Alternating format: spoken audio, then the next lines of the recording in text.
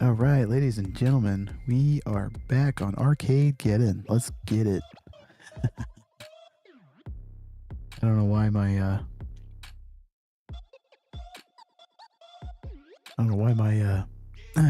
audio's so low. I don't understand. Oh well, what does it matter? Make sure everything's all good. Yep, we are good to go. Sorry, I had to make sure everything was good. Oh, hang on. Let's just go ahead and play. Yeah, I haven't been on here in a little while, so I figured it'd probably just be good to try to get something going here. So let me get refamiliarized the controls here. Oh my god. What is this? Oh, that's just for outfit stuff. Alright. Oh my god, I forgot sensitivity was up kind of high. That's not what I really look like, by the way. I just tried to see what I could select for weaponry here. Screw it. We're just in here to kick some butt. Through the adventure mode. Alright, let's see if I remember how to play this game.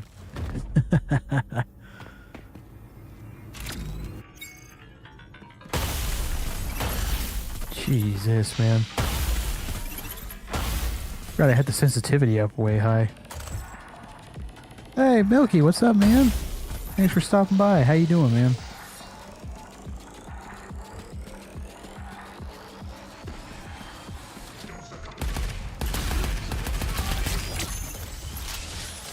It's the bonus loot guy. Yes.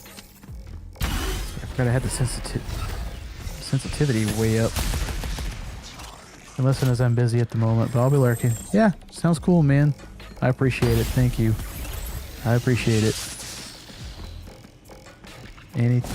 Lurking is appreciated in my streams, so I very much appreciate that. Thank you.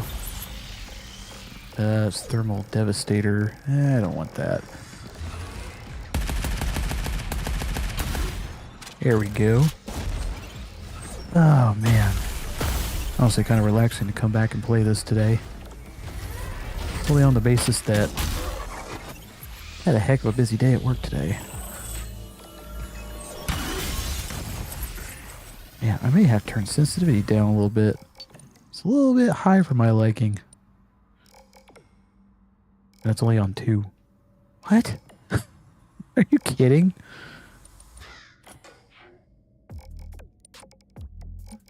I don't know. Then again, it's been a while since I last played. It's been a while since I played. Arcadegeddon, yeah.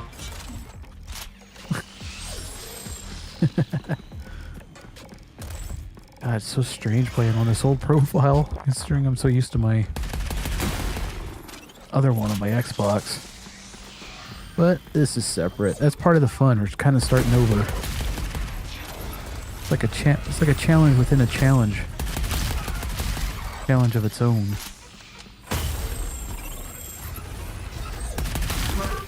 Need to use the other. Alright, this is the bouncing Benny, so.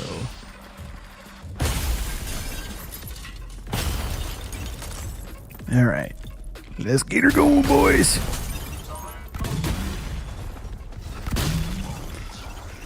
Oh yeah, I forgot this was a grenade launcher.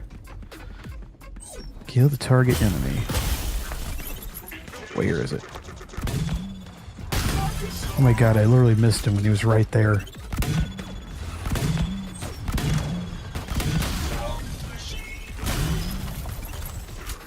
Where is the said targeted enemy at? Good lord above, it's been a while since I last played this. Get off me. Hey, get off my property.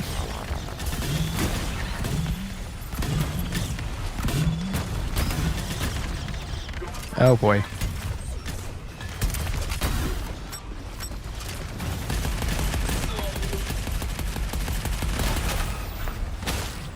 Ow, what the fuck? Uh-oh. Oh, it's these. Yeah, it's these.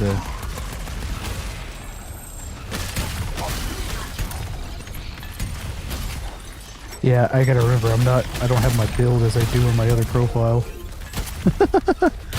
Oopsie. Uh-oh. I'm about to die. Oh, no. That was really stupid. Oh, shit. How the hell did I live through that? How I even lived through it? It's beyond me at this point. Oh, shit. Get back here, boy. Ain't done with you, boy.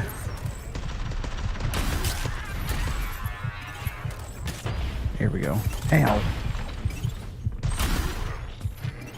Seriously, how the hell did I live through all that? What the fuck?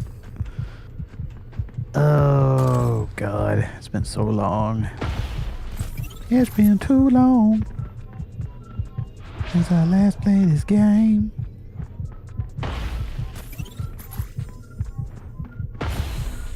It's been so long. What happens if I shoot this out? I know those are destructible. Okay, so nothing. Cool, I just wasted ammo for nothing. Yay! I just wasted ammo for nothing. Yay! Okay, I need to heal up because, like, I only have 9 health. That provided a tiny smidge of health. There's Ex Machina, Tracker. Oh, the Tracker pistol's kind of dope. I remember playing around with this. It's kind of like the, oh shoot, what was it called in Titanfall, the first one?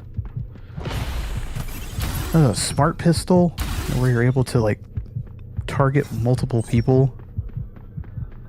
Oh shoot, I can't remember what it's called, but it's like that. That was pretty dope. Okay. There's a health station there, but I only have 2,000 coins. Well, I don't know, maybe that should be enough to heal me. Let's just go get it. Eh, screw it. It's 100 per second. Oh, it's so slow.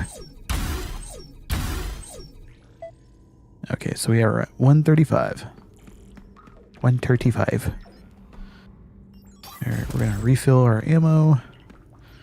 Okay, what's the surge swap? What do I have available? Oh, that's right, I only got the 2 that I want. The freezing and the Mr. Roboto. Eh. Screw it, we're not gonna do anything with that. Oh, wait a minute. Our mods. Yes. Nothing really worth noting here. Okay. Plug it.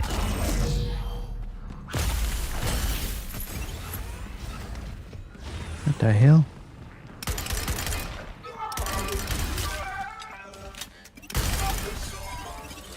Oh, wait. Maybe this wasn't the pistol I was thinking of?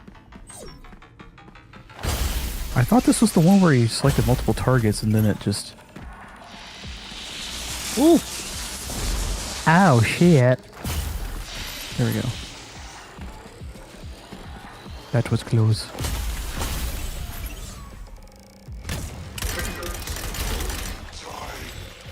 Yeah, I don't remember which one that is. I know there's a weapon in this game that does that. Hello. Okay, just run away, thank you. This thing's okay, I guess.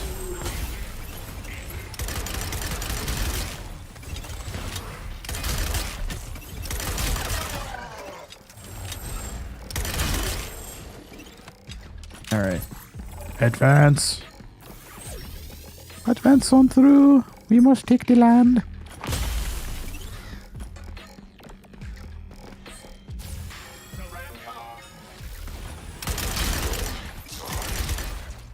Imagine being one of the most unlucky motherfuckers there is and just stand right there getting shot in the face as soon as a guy comes out of the terminal. Oh shit.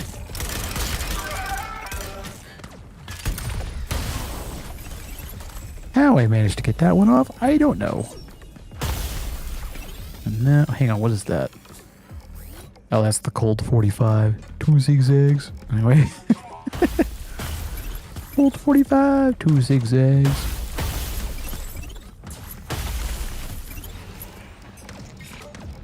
Okay, let's get that guy right over there.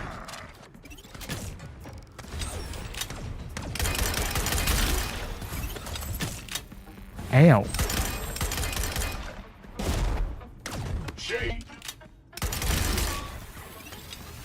You dear.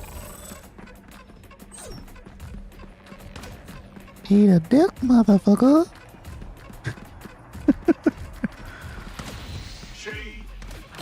Okay, who's shooting at me? Oh. Look at this dude. Oh, I thought an enemy spawned out of that. Never mind. Is there anything over here? No, we were just... Oh, yeah! The chest.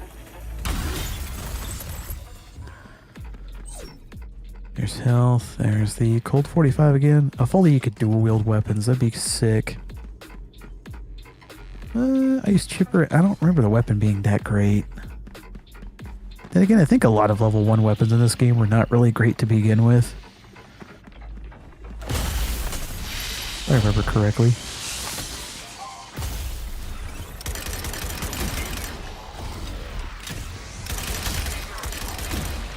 Got him. Okay. I just forgot what the functionality of it was.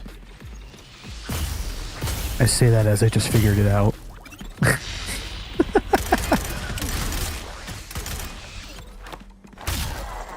How did I miss that guy? What the hell?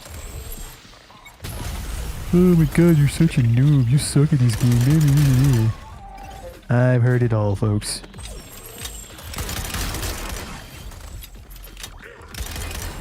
Eh. Whee! Over here to see what we got available. Even more coins! Ow. You jerkwad. You bastard.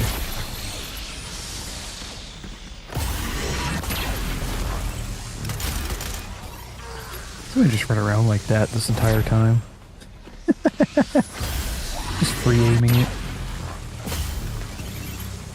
Yeah, that would make for an interesting challenge on here. Just take one singular pistol and just go through an entire level with it. That's all you have to do. All you can do, I should say.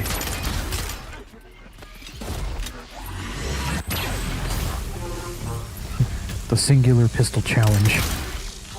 You know what? I think that's what I'll probably do on one of these runs. Just don't touch any of the other weapons unless it's an emergency.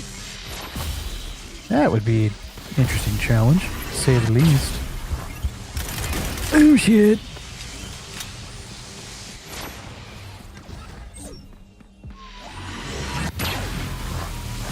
Oh, is there a chest in there? Oh, hello, gorgeous. Okay, Toxic Splash. What's this mod? Ooh, tank.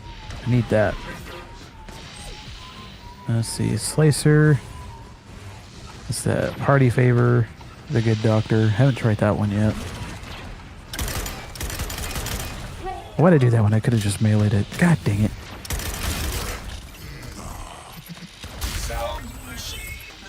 I just straight up one-shot that dude. Yeah, I should have done that to save ammo. Fuck. Okay. Okay. Need to at least get this to level 2 so I can unlock it. So I should be using it.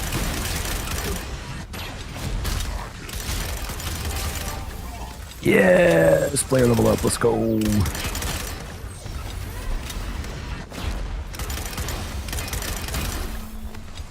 Let's go!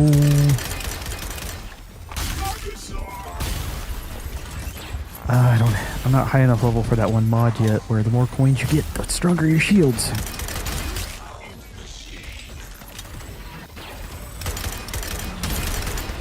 Got that one. Shit. Oh, good. Oh, it's over there. Oh, it's in the center.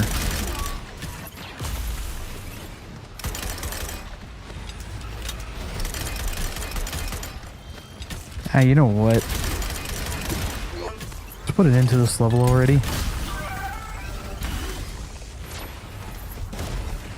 Just gonna do it this way.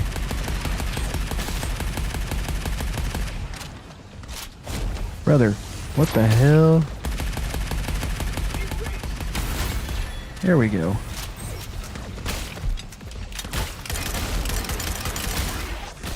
I'm just gonna fucking run. I'm gonna die if I don't. Fuck it, run.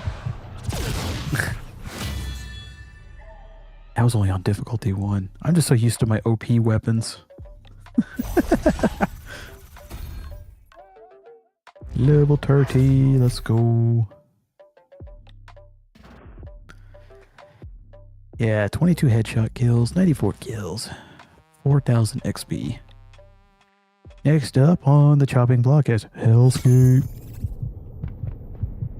And I still have low health. Oh, lovely. I'm just about out of ammo for that weapon, I just realized. Oh, joyous of joys. Oh, the most joyous of joys. Okay. So these guys, okay. What would be a good idea is to actually kind of wrangle them up a little bit. Freeze.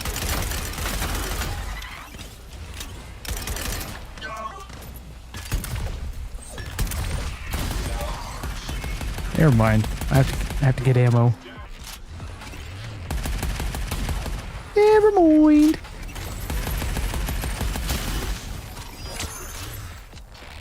Ooh. Increased fire rate. Hell yeah. Ooh, 200 per second. Oh, that's really gonna chew into my earnings here. That's why you gotta be more strategic. I say that as I'm just the guy that takes the brunt of every hit.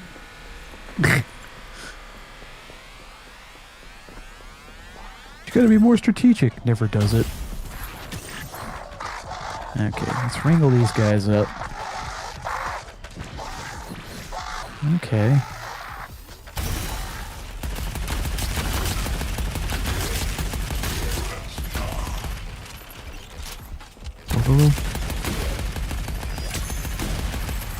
Oh, 10x combo. Yeah, buddy. Uh-oh.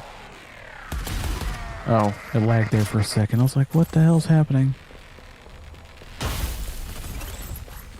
I think this game has crashed before, but I don't remember what caused it. And again, I don't know if my graphics card can really handle having it run at this resolution, but I mean, it seems to be just fine. Minus a few minor hiccups and small frame drops, but such is the experience of PC gaming, I suppose. Oh shit! Where the hell you guys come from? Boy, what the hell, boy?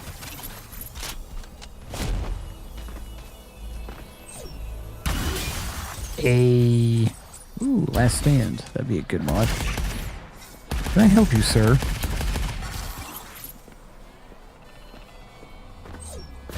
Can I help you further? Bye-bye for now. God, that is a game I have not played in ages. Diddy Kong Racing.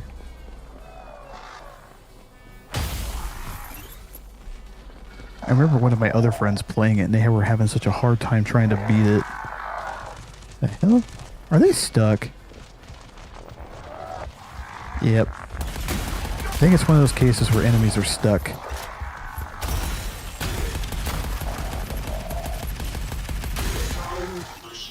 Yeah, they're stuck in the wall. Ha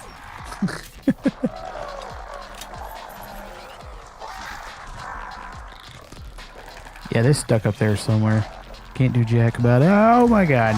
I can do something about this though.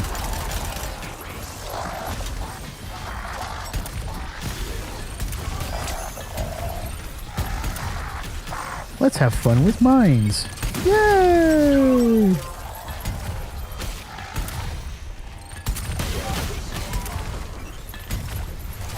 And this is why this is one of my favorite guns in the whole game. Okay, disengage lockdown. Gotta lock in. I'm gonna die if I don't. Pick it up. Pick it up. Pick it up. Oh god. No! Run! Oh shit, it's up there. How do I get up there again? Like this. How do I get up there again? Looks directly at the platform. Okay, there's next one's over there. Woo, doggy!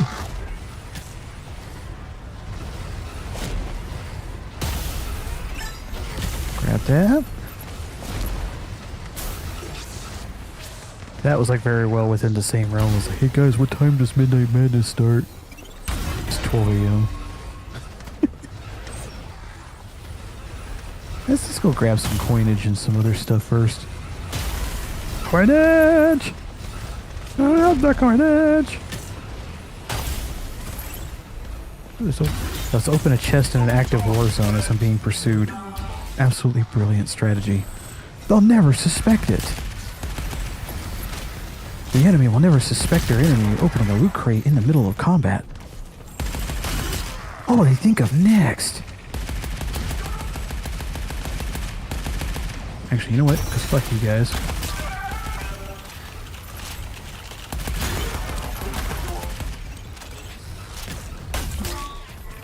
Knock it off, motherfucker!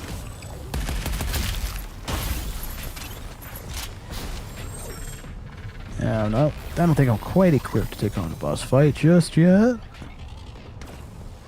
Where the fuck? Yeah, I'm gonna try to get some more XP while I can. I need to level up, and I need to level up my guns. Alright. Where is he? Where is he? Oh, there he is. Oh, that's what that does. I think it's like... When it's low level, I think it's only one enemy at a time, if I remember correctly. I think once it gets leveled up, it can target multiple enemies at once. Becomes the smart pistol from Titanfall 1. Speaking of, I had just learned Titanfall 2 is on Game Pass. Why do I still have Game Pass? I don't know why. But as long as I still have it, for the foreseeable future, I will download it and I will play the campaign on stream. I have been dying to play it again. Remember the first time I played Titanfall 2 campaign? I honestly thought that was the most fun I've had in a single player campaign, like ever. Because it just fits the theme so well. Of course you have the, the wall running, the jumping, and the different acrobatics you could do. Then you're able to control, the Titan itself, the mech. There's the high speed, fast-paced action. You're able to just wall jump and all that really cool stuff, and it just flowed so well together if you got it just right. I should definitely play it again. And none of these really intrigue me at the moment. I already have 2 weapons that are well past level 2. These are going to be my primary weapons. Oh, do that one. Oh crap. Well, it's whatever. Let's just get out of here. Let's skedaddle. My dudes. Let's skedaddle. Oh, this is the halfway point. Press button to continue. Need to press the button to continue.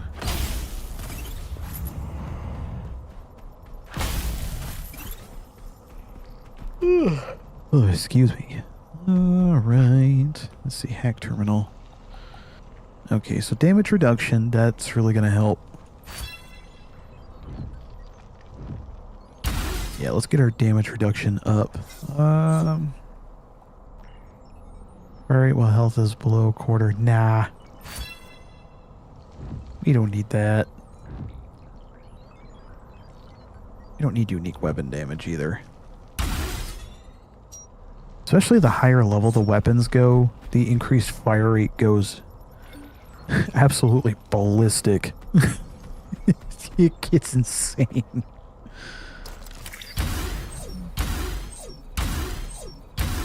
There we are. Alright, let's get back to it. Better, let's get out of boys. I know, better, let's get out boys. Oh, those guys didn't last very long, did they? Just like my love life. Ayo! Self-infliction times 100.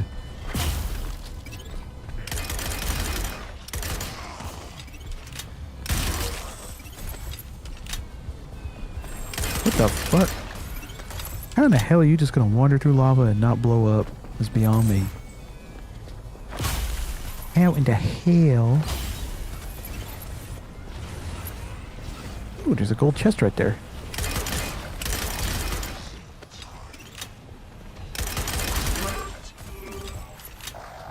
Now you may be wondering, how in the hell?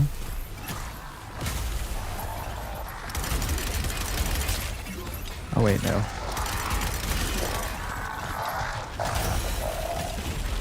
Get frozen, dumbass.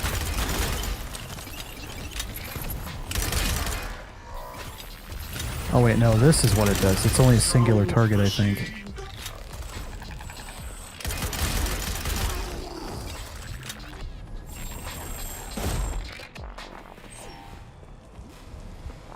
Wait, oh, I did hear something. My ears did not deceive me. Doth thine ears had not deceiveth me.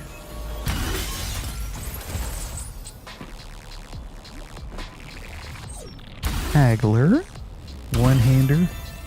Oh, sweet, we completed a challenge. Let's go. Oh. This weapon right here. This one's fun.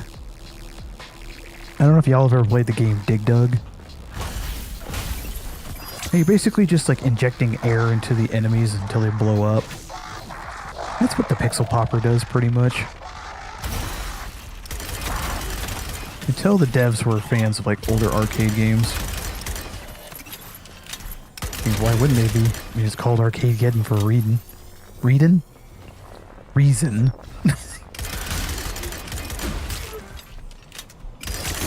It's called that for a reason. And reading is something I don't know how to do. Jenny.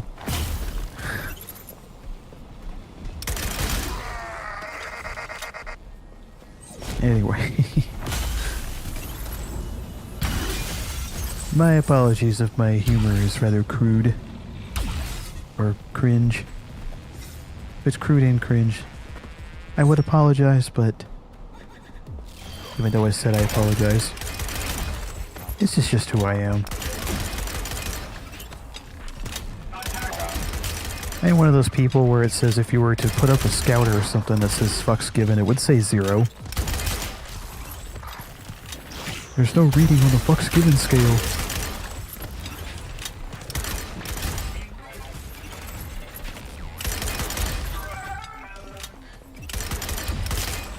Here we are. Coins, queens, more coins. Need to collect the finances for the king.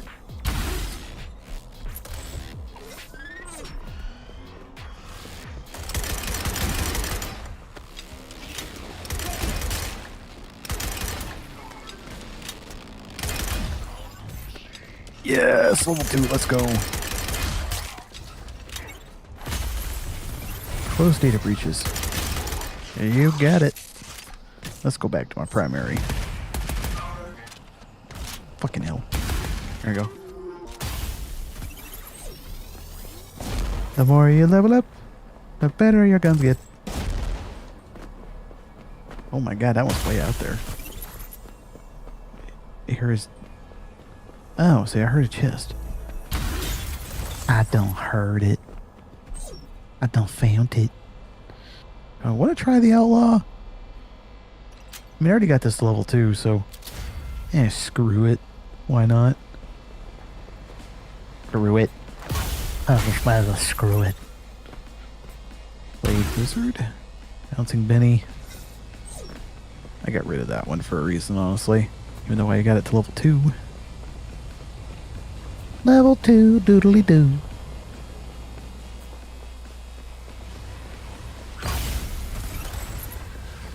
Okay, don't we go that way.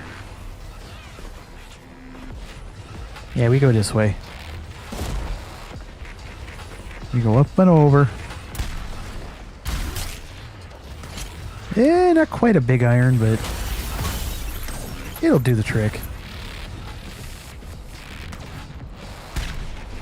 Can I thread the needle here? Oh, shit!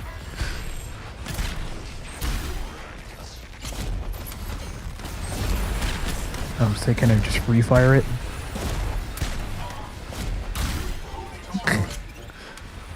Nailed his ass.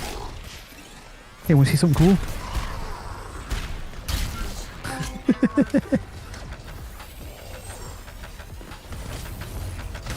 Nailed it. Oh shit. Oh. I made it up there anyway. Haha.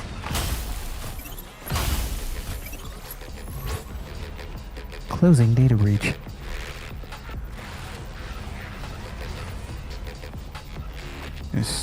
Snipe with this. Ow, shit. Stay still, you fucker. Ow. Well, I can. I guess it's just not that accurate. Except only at closer ranges, maybe. Headshot. Headshot. Headshot. Ooh, this thing is nice when you aim for the noggin.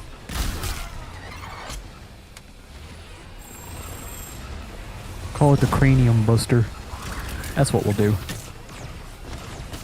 This right here is... Oh no, it's the cranium cracker. That's what we'll call it. AKA sniper rifles, marksman rifles, and big ass pistols like this. Cranium crackers.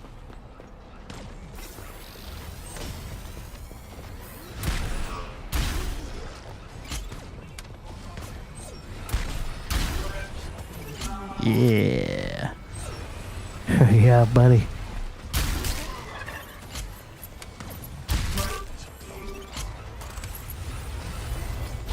Oh, you know that one popular game that everybody's playing where you fight against robots? Arc Raiders? This is Arc Raiders at home. No disrespect to this game. I like this game. If the devs are watching, I mean no disrespect. I like this game. Come on. To the cranium cracker dude. Oh, well. It only took 3 shots. No biggie. Well, it's 1, 2, 3 shots and you're pretty poor at aiming. Or it's 1, 2, 3 shots and you're pretty bad at shooting.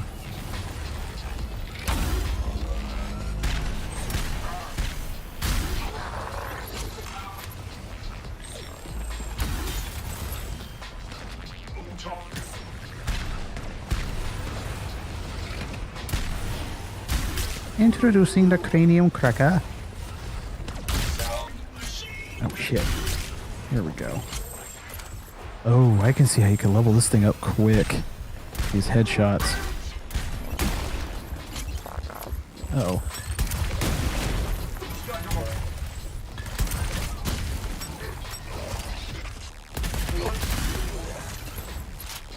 I've already got this rifle right here maxed out on my other profile. The highest level you can get it in the game. Anyway.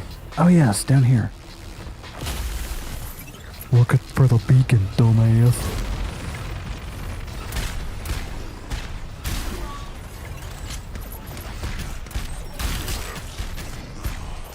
Oh my god, what am I doing? This is my house, bitch. Get the fuck out of my house, bitch. The fuck? Bro, I was standing still and you still couldn't hit me.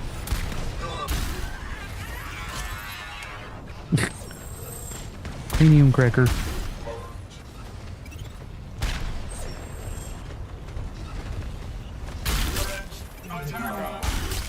There we go. Yeah, you get that multiplier up real easy.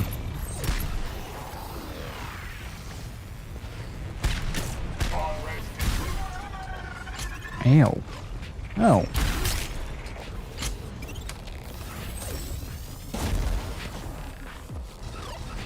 What in the hell?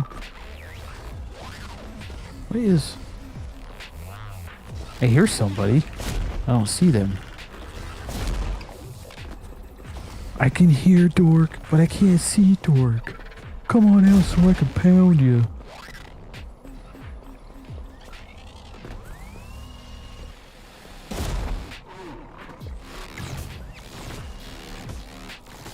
Oh.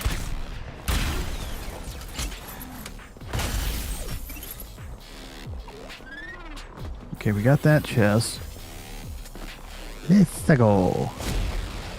Oh.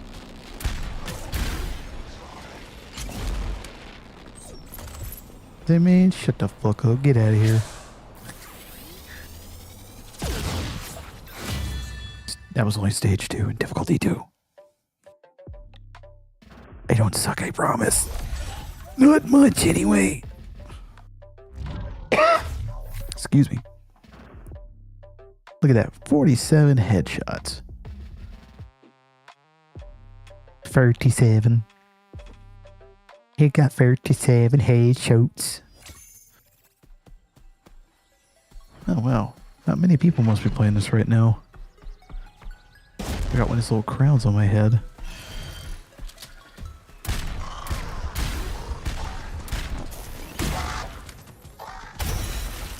Cranium cracker.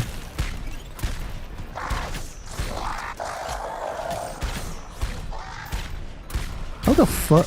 Bro, am I that bad? I'm that fucking trash, aren't I? Why even try to shoot at this point?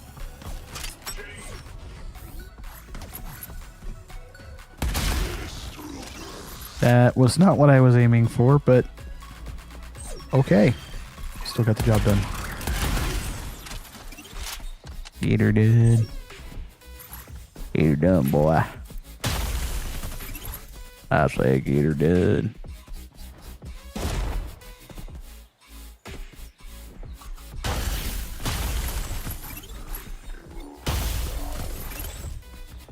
Oh, that's the horde mode.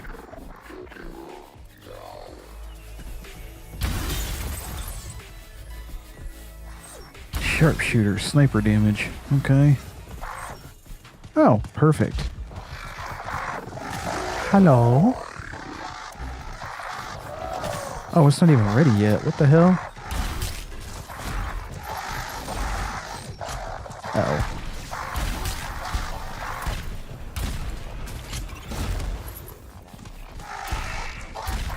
How am I so trash, dude?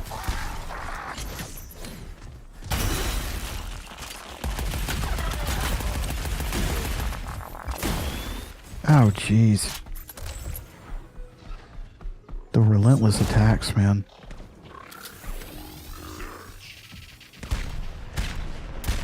Oh, I guess you have to be stupid precise with it.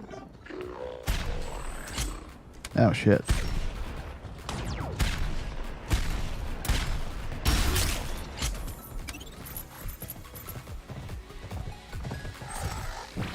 Holy shit! And that is why the Scotsman is one of the best weapons in this entire game. It just wrecks shit.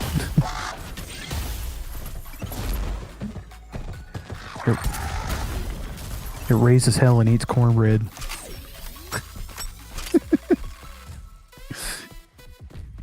Raise hell, praise Dale, eat cornbread.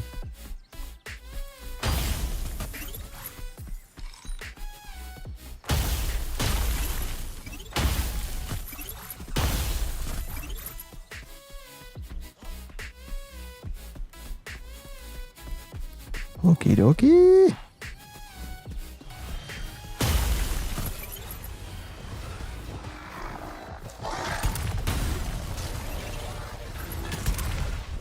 No. No. No. No. I will deny you the satisfaction. I shall humiliate you.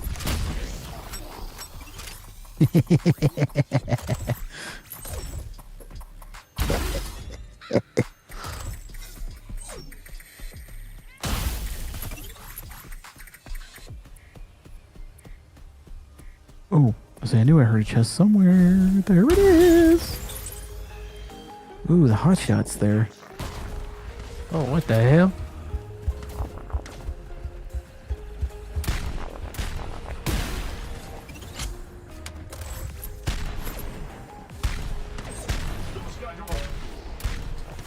Oh, come on. Live up to the cranium cracker name. I hit him in the head. That should have, popped like a popcorn kernel. Poppily pop. Oh, maybe this will work here. Oh, why is my aiming so... Oh, you...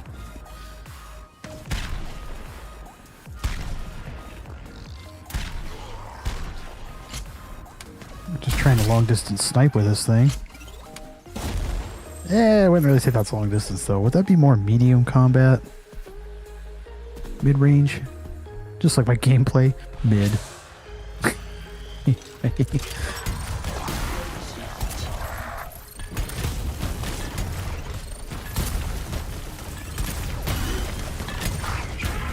This is why the Scotsman is superior.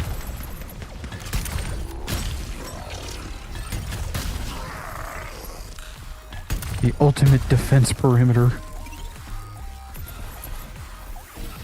The ultimate defense perimeter. Oh, shit. Yes, we live. Double fucked.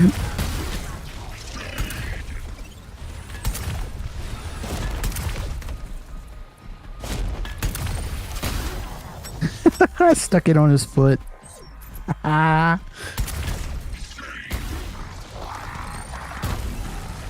Get wrecked, idiot.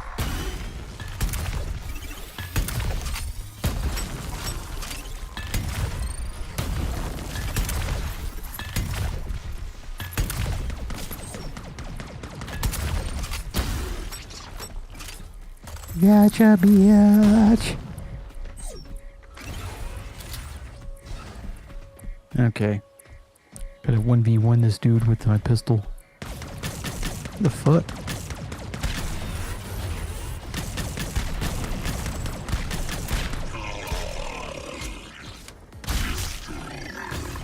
Oh, he thinks he can hurt me.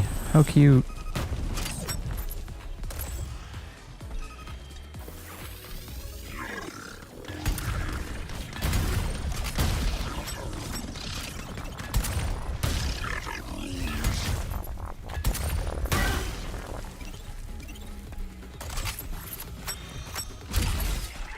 Marksman, yes. Yes, increased fire rate. Let's go.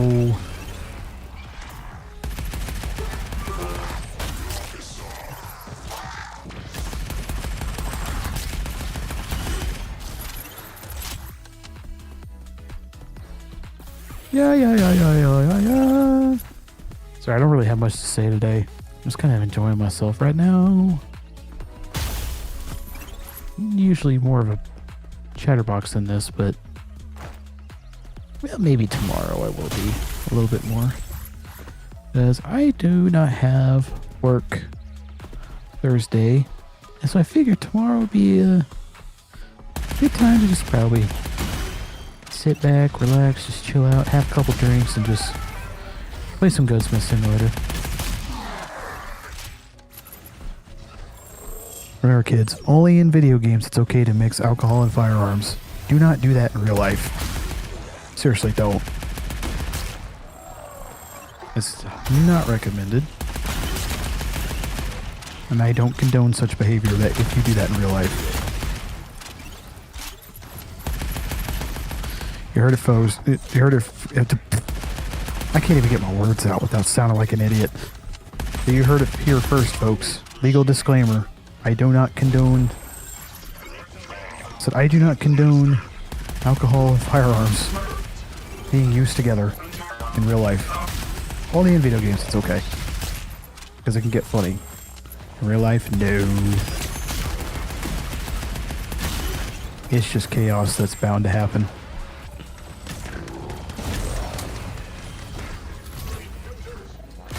Initiating horde. Oh, what the fuck?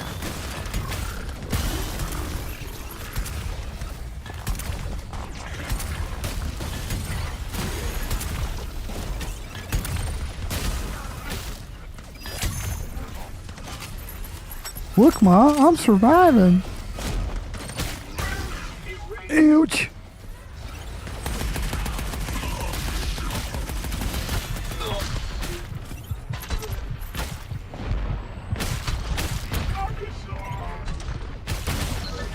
Oh, Jesus, what the fuck?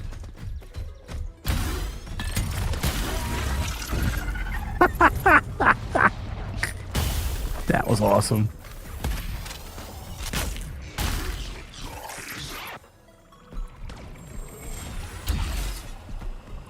Okay, this is a mod that will help with my current weapon. My primary weapon, anyway. This is help with my family. Oh, why you gotta be so cringe? Anyway.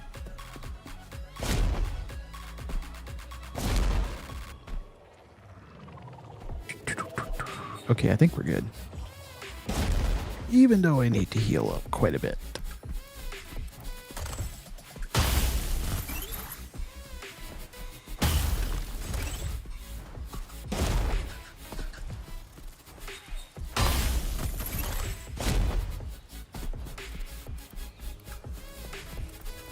As we make our way to the bridge. As we make our way to the bridge. To the bridge. To the bridge.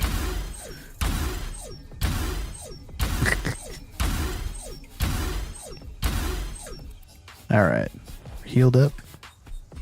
Wait a minute. Wait, wasn't there a...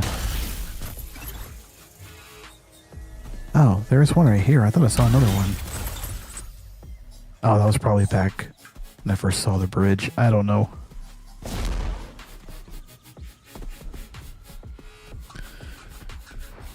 Anyway. Oh, it's the halfway area. Very nice. It's the halfway point. Very nice.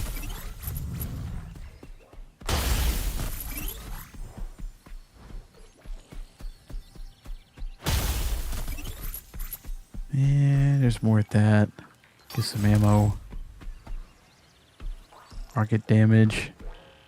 Boomer. Anyway. Let's see. Let's do some damage reduction. I don't have any infernal weapons, so screw it. Let's get our fire rate up a little bit. Don't have any sniper, so everything else we can go ahead and just keep. Let's go. It's me, Mario. Nintendo's lawyer showing up my door in 5, 4, 3, 2, One, in case you're happy about me finishing the countdown.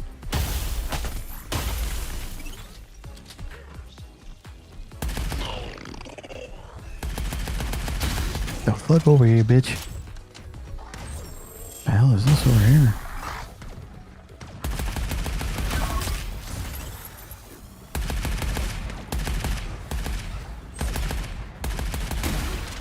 Well, at least that guy was easy to hit.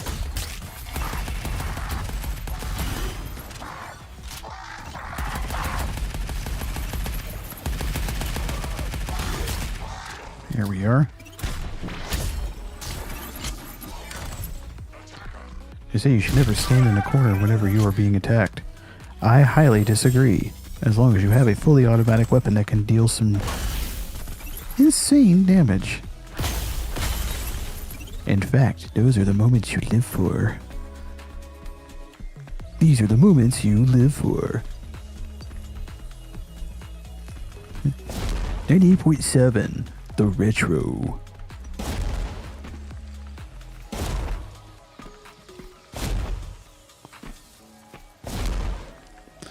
Okay, hang on. There's a method to this madness.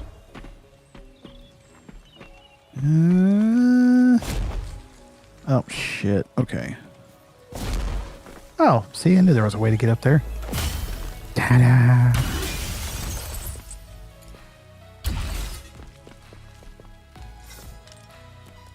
Was there another? Yeah, there's a container right here. It doesn't really contain anything that we need. Okay. Let's move. Let's move. Okay. Anything up here? Why am I so shit with this thing? Oh my god!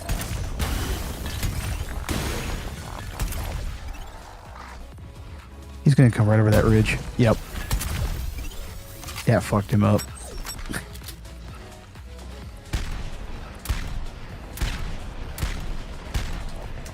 Oh, come on, bro. There we go.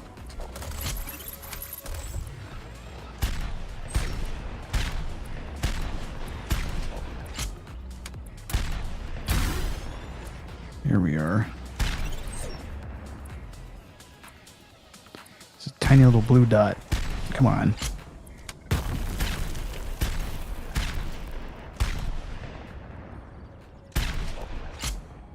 Trying to see if I can just snipe him with this. There we go.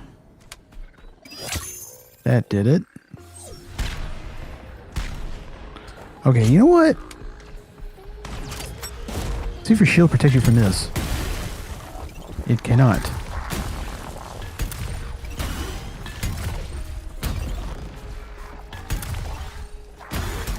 Hey, you got one of the sound redemptions.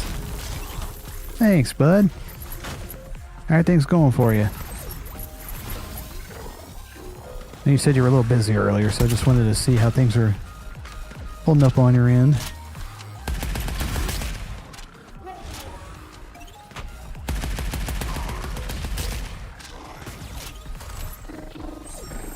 That's supposed to have sound.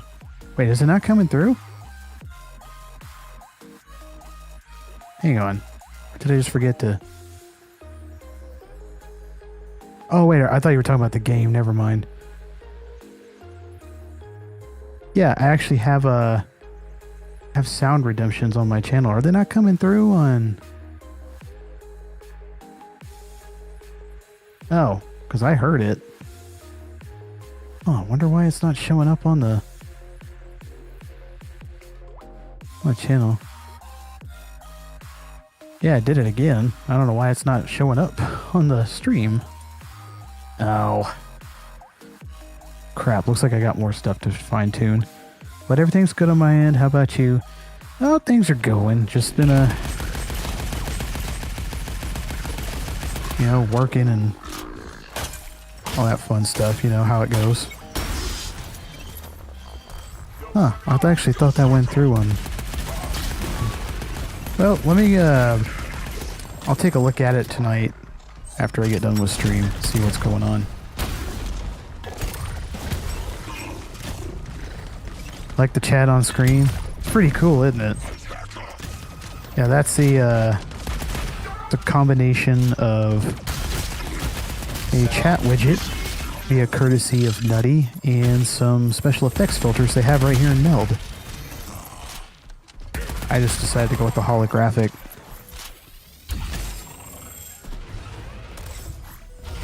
Had a holographic filter for a lot of the elements on screen. I thought it looked pretty cool. Definitely a big change from the layout I had of old.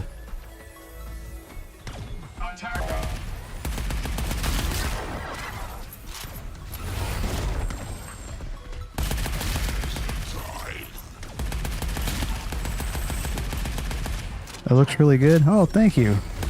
Thanks, man. I appreciate that.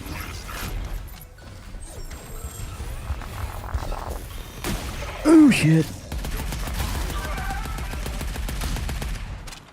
Yeah, I just thought I was kind of wanting to tinker around with having something new for the new year, and that's mainly, I mean, let's be honest, like the first 6 months of my streaming, I kind of was just dicking around with things, just trying to figure out what did and didn't work, and I just thought, okay, so for the new year, I think what I'll do is just, you know, tinker around with some things, see what looks good, and as soon as I put the holographic filter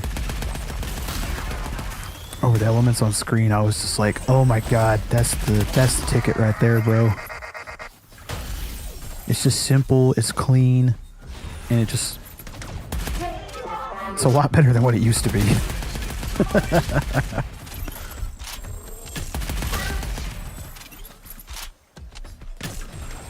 Ow. What was I supposed to be doing? Oh, yes. Duh. I forgot that I was supposed to be doing this.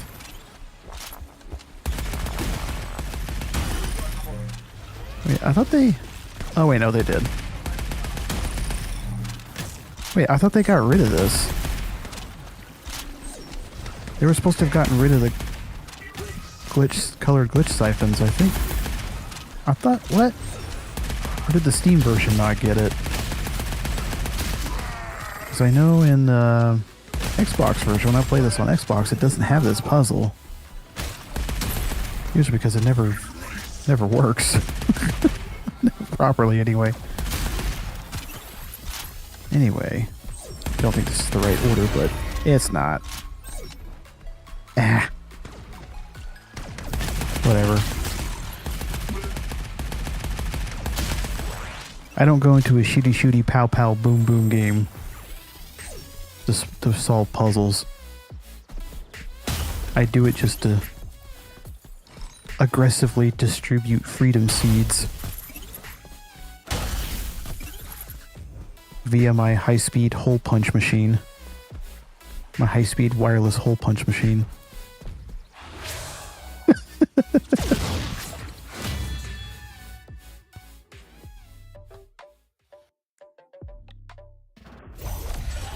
Oh boy.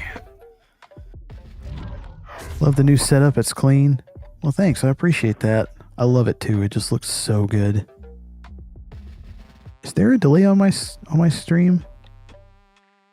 I know things have been a little funky as of late with my internet, so I just want to make sure everything is still all good here. Sorry, I had to move my mic a little bit.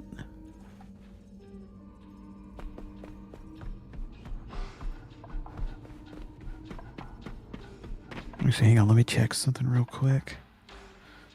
Oh, no delay, just took a sec for me to reply. Okay. That's kind of one thing I've been having to do during a lot of my streams, is just having to kind of just take a minute to just check things over, make sure stuff is fine, because sometimes it just randomly fluctuates to the point where it could, I could be showing one thing, but then stream could just be buffering and, you know, lagging behind so much for whatever reason. So, that's what I get for having crappy internet, I guess. I think there's a chest over here somewhere. But then again, this is really the best internet I can do from where I live, along with my living situation, so...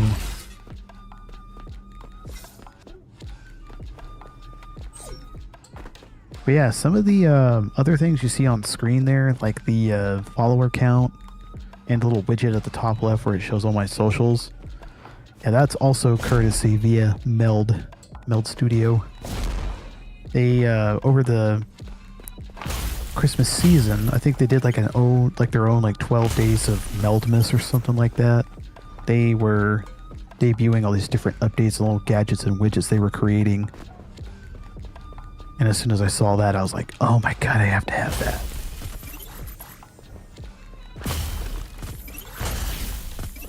So that's exactly what I went with. I decided to use the tools that they provided, and here we are. Just the only thing on screen that isn't, obviously that isn't for Meld, is the W logo. Which I actually do have my own affiliate code with. Funny story how that happened, actually. Well, not really a funny story. It's probably just like any other streamer doing that. But it's, they were doing like a thing where they're just like, hey, we're looking for, you know, content creators and streamers, you know, of any size to apply. And I thought, you know what? You know, fuck it. I'll just apply and see what happens, because even though I'm practically a nobody in this space, I just thought, well, let's see what happens. Like, the very next day I went to go check my email, and sure enough, I got accepted. So I was like, alright, cool, you know? Before, I don't really think I've had any sales, because, let's face it, I don't have an audience. But, not much of one. Not yet. But anyway. But yeah, they just, they were just like, yeah, here's the stuff you use for marketing, and here you go. Actually, in fact, let me go ahead and just put that in the chat here. I actually made a command for this within StreamerPot, which is what I use. And it should bring up the link. I don't know why it spams that so much. I'm so sorry about that. I have to figure out why it does that. But, yep, there's the W link. And I did see what you said about how nice I got accepted. Yeah, I know. I don't know why it does that twice for each channel. I never figured that out. It's supposed to only do it once per channel. So, there's still little bugs here and there I'm still trying to figure out. But, yeah, it's a bit spammy, but I don't mean to do that. It's just, I don't know, man. It's like a got a mind of its own. But there's the link there if you want to use it for anybody watching or want to get some dubby. You know, pretty good stuff, I will say, because I've actually got to try some of the samples. I've gotten the, oh, they had this thing where for creators it's called the Chef's Choice, where it's like a mystery tub you're able to get. Like, it's kind of a whole thing they got. I don't know if I'm really able to talk about how the process works, but you're essentially able to get like a flavor that they choose for you, and then whatever arrives in the mail is what you get. I got the Japanese yuzu fruit flavor, and it's pretty good. And it's, yeah, as far as the product itself, it's actually really good. I mean, I normally don't have energy drinks all that much, well, besides the Red Bull I've had recently, which has become my favorite flavor. More on that later. They, yeah, it's true. Like, every claim that they make on the product is how there's no jitteriness, no crashing, no helps your focus and everything. Like how like a lot of other, you know, powder drink mix companies do. A lot of these other energy drink companies claim. No, their claims are legitimate. So I can definitely vouch for the product.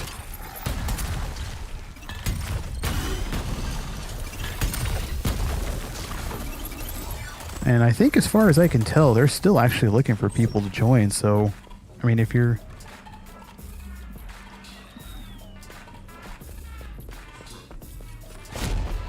mean, if you're more than welcome to see if you can sign up with them. They might be taking more people. I know that they, you might like this one, Milky. They recently got a VTuber mascot now.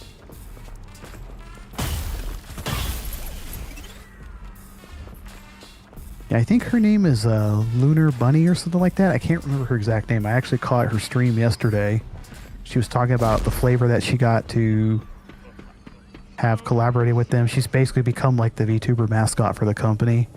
Super cool personality. I just was in her chat yesterday, just telling her, you know, congratulating her and everything. You know, she's quite the personality. So I think she's got like I think her flavor is called like blue strawberry margarita or something like that. Yeah, you should see the packaging they have for it. It is sick. Like, it's all holographic. Like, shiny holographic and everything. Design team for the packaging absolutely killed it.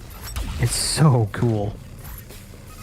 I mean, I still have to try the flavor, but it sounds pretty good, but I say for their first, like, their first VTuber mascot, I say that was she's a pretty solid choice from what I can tell.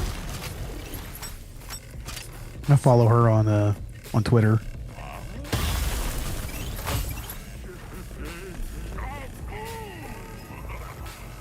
Very sure flavor? Unfortunately, I don't have one yet. I think it's one of those things where I don't know how it works in this type of industry, but I think it's one of those things where you have to be able to like work with them long enough or mutually be able to, you know, make sure to get a lot of business from you or something like that before you can get your own flavor. I don't know how it works exactly. I'm just thinking there's some kind of thing in there, but I know exactly what I would go for if I had my own flavor. I said this about Glitch if I ever had the chance to work with them, but I don't know if that's a possibility at this point. But anyway, I know if I was able to make my own flavor with Dubby, I'd do like a blueberry pomegranate. I know that stuff is delicious. If you ever had like a blueberry pomegranate juice drink, oh my god, it's amazing. I wouldn't even know what to call it. Probably I'd probably just call it dude juice.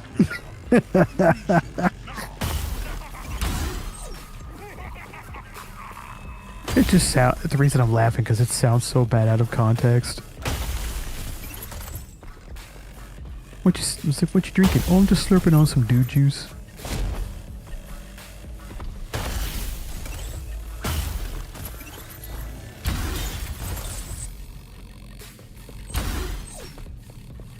I don't know, they probably already have some form of that. I just don't know what it could be called. There's still so many flavors from W I have to try. I know they have a s'mores flavor. I want to try that so bad. I love s'more stuff. You don't like pomegranate? How come? Is it just like the taste or the texture or...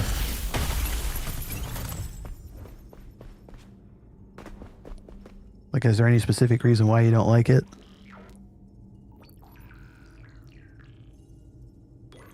Okay, what am I going to upgrade here? Definitely want fire rate. Why? Because I can. Faster freedom seed distribution.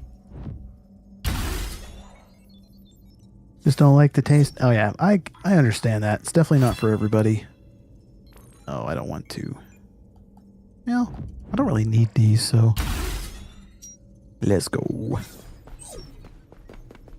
Yeah, I understand that. Like, it's kind of like how I understand why a lot of people don't like bananas. I know that taste can be very divisive. Same thing with when it comes to citrus fruit, like lemon, limes, oranges, and all that, because it can be a bit strong or it can just be kind of off-putting. So yeah, taste is definitely very subjective, so I understand that.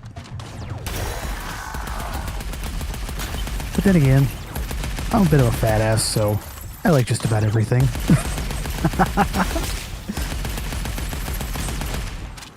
I'm one of those guys that likes almost everything.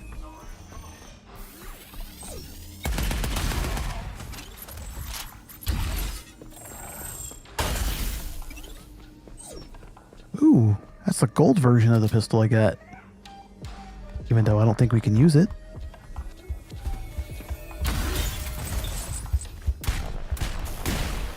Ew. Ooh, the firecracker. I think I got that to level 2. Anyway, I need to level this one up.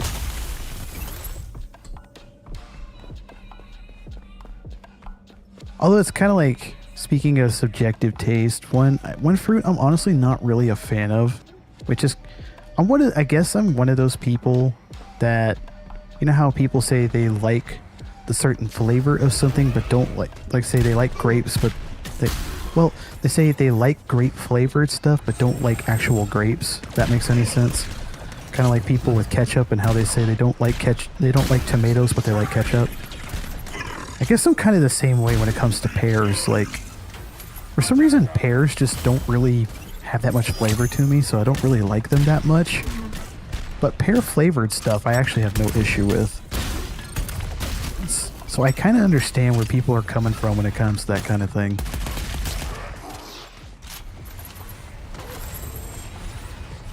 I don't know.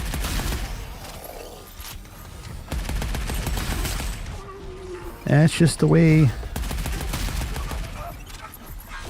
people are, I guess. But nothing wrong with that. Everybody's got preference.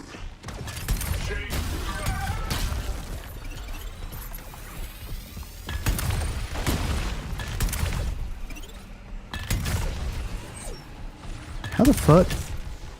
Oh, because I'm not launching it far enough. Stuck that one right on his dick. Stuck that right on the old Johnson. That's me. I hate tomatoes, but can eat ketchup, tomato soup, sauce, etc. It's the strangest thing, isn't it? Like, I never understood how that works, but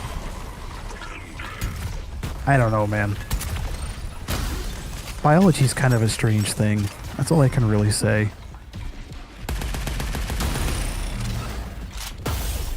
I guess I don't know. I'm guessing it has to just do with like the taste receptors, or like maybe just go as far as to say the nervous system overall in general.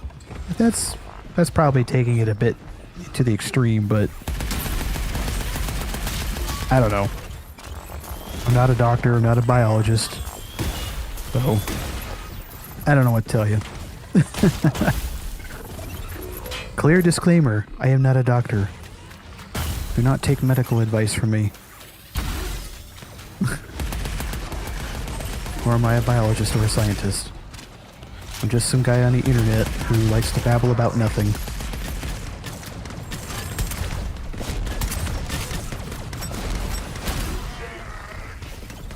Oh shit, where's the other one?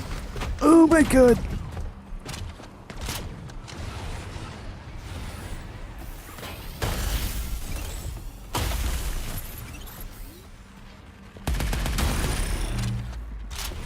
Okay, what the fuck? Well, for me, I hate the texture of raw tomatoes. That's very understandable. I mean, personally, I like raw tomatoes, but at the same time, I can understand why a lot of people wouldn't like that. It's interesting to say the least.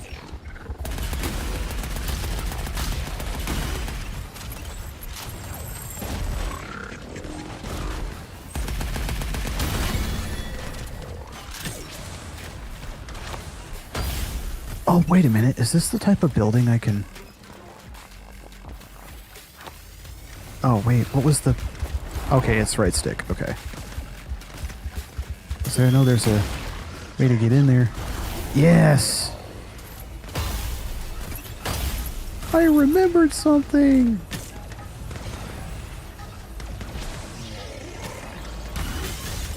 Wait, how the fuck are they able to... Oh my god.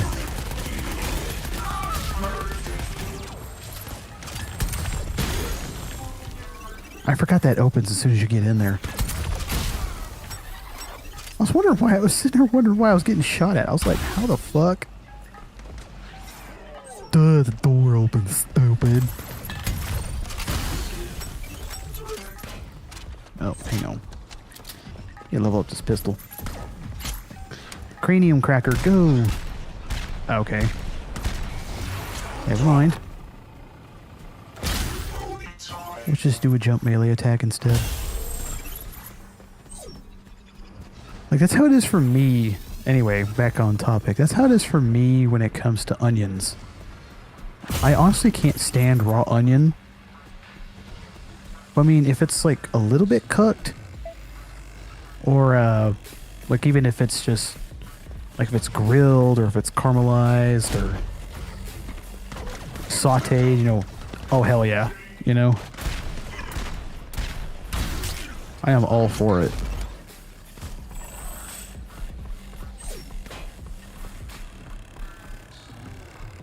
I think whenever you wind up cooking onions, it just brings out more of the flavor than anything, like in a more subtle, not really subtle, but in a more, oh, what's the word I'm looking for? Refined, I guess? Oh, this guy, son of a bitch. I don't have strong enough weaponry to take this guy on that well. Oh, boss fight's a boss fight.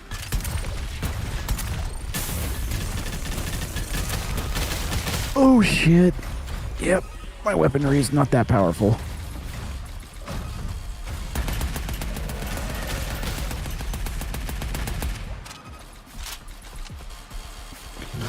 Actually, you know what? I forgot I had my robot. And I'm dead. Why didn't I do this earlier? Basically down, so there's not much else I can do. I don't think I have a continue token. We'll just give up. If I have a continue token, I'll use it. Yep, I do. Okay. You as well? Oh, so you know what I'm talking about then. Especially if it's on a burger, you know? Like, one of my favorite kinds when it comes to that is it's nice juicy patty. Then you have Swiss cheese, and then you just have caramelized onions. You know, with that. Oh man, it's so good. Get some sauteed mushrooms on there as well. I know mushrooms are definitely not for everybody.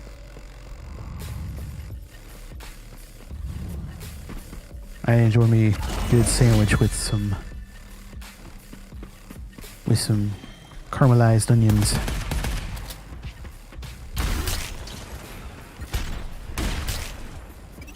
Okay, can the cranium cracker hit him from up here? Oh, he's moving around too much. Can I hit that tiny little dot on top of his head there? There we go.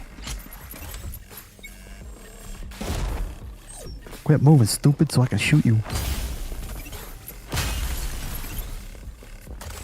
I still haven't got this to level 2 yet, I just realized.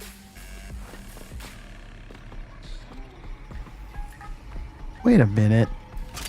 Are those just leftover enemies from earlier? I think they were. What the fuck is... Oh!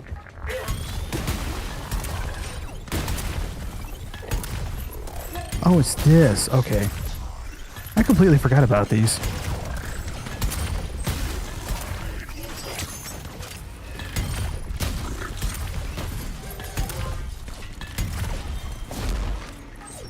No, I'm not going to be able to get this, I don't think.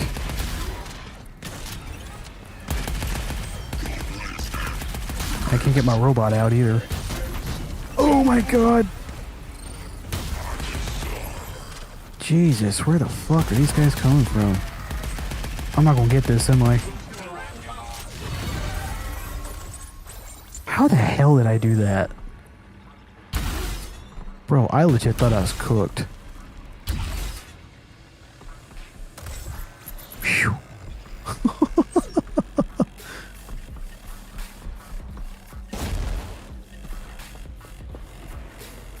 I ain't gonna question it. I succeeded. Anyway, back to the boss fight. It's the same guy that I'm just gonna get my ass kicked again.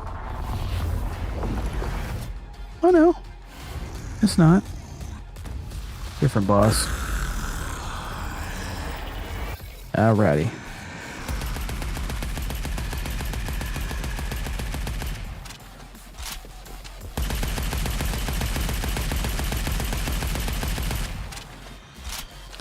Like I'm just sitting here shooting him in the face and he's not doing anything.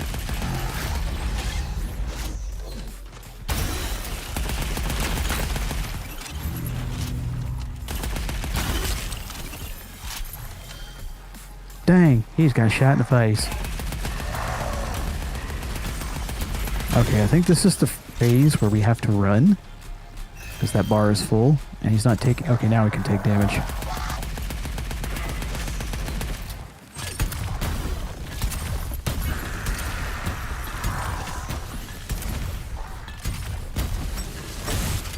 Ow! Motherfucker!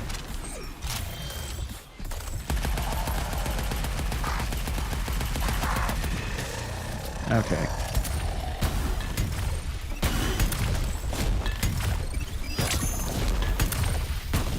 Let's see if we can stick him in the face with this. Take a landmine in the face, motherfucker. Oh, he's stunned. Oh, shit. Okay, never mind. Oh, no, he's not invincible. I thought he was. Oh, no! Oh, no. Okay, level up. Let's go. Robot, go. Mr. Roboto, go.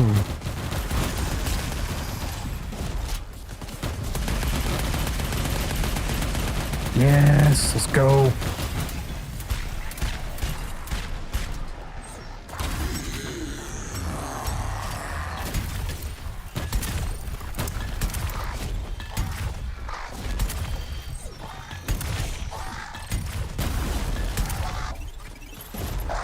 Holy shit.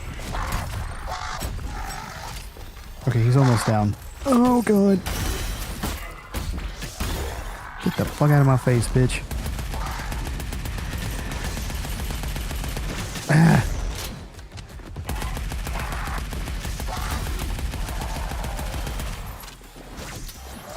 Bring this back out. Oh my God, this is getting a little nauseating from the camera angles. Come on, one more. Yeah! Let's go. Let's go, boy.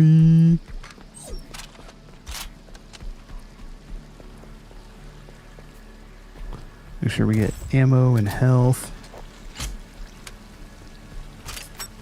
I legit thought I was gonna die. Now, if it was that other boss, yeah, my ass would have been beat several ways to Sunday.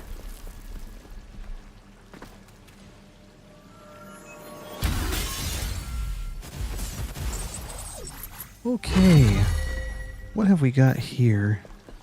This is still not level 2 yet, so... The Indiscriminator. There's the Colt 45 again. The minigun. I'd love to take the minigun with me, but the only issue is that it's hard to get ammo for it. But you move so slow when you wield it. My character does not have the build for that right now. Excuse me. Where'd that come from?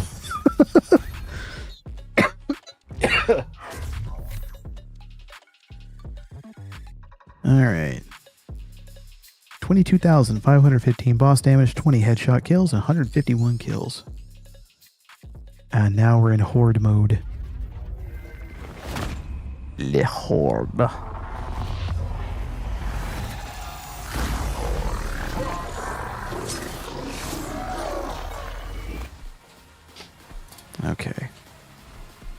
Let's go.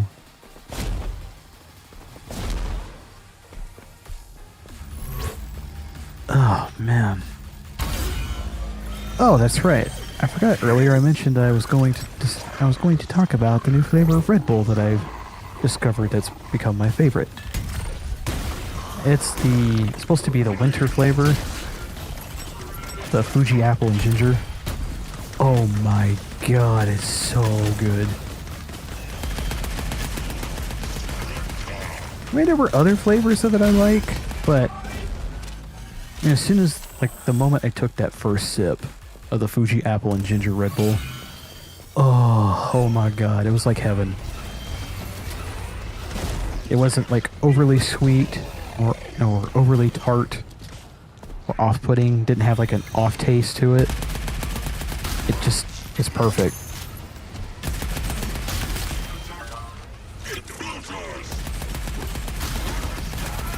As one of those things where I really wish that was a permanent flavor, you know? But, I don't know, Red Bull just does whatever the hell they want, I guess. I mean, just look at their Formula One team and their marketing.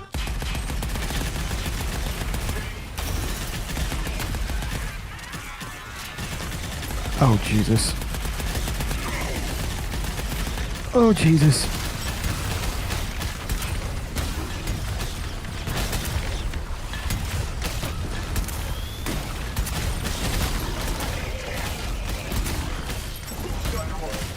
I don't know. If you haven't had a Red Bull flavor you didn't like, man, that's truly a testament to their quality. I mean, I'm not like a huge energy drinker, so it's not very often I have them. I guess I just haven't had the other ones enough to really make a fair judgment, but well, what's your favorite flavor though? Oh yay, got the grunt up to the next level. Yay. I don't know, what I haven't tried yet though is the coconut one, but I've heard that's really good. One of my supervisors at work drinks it all the time. Like, you just don't see her without a can of it.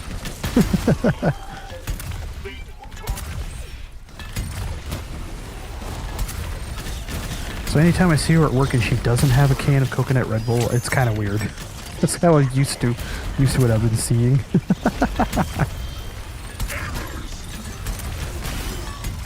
Yay! Ba-da-da. The original, I think, is the best. Oh, hell yeah, dude. I do like the original. It's just got like a certain, sort of tanginess to it, which is, in a good way. So, +1 on that one. I agree with you.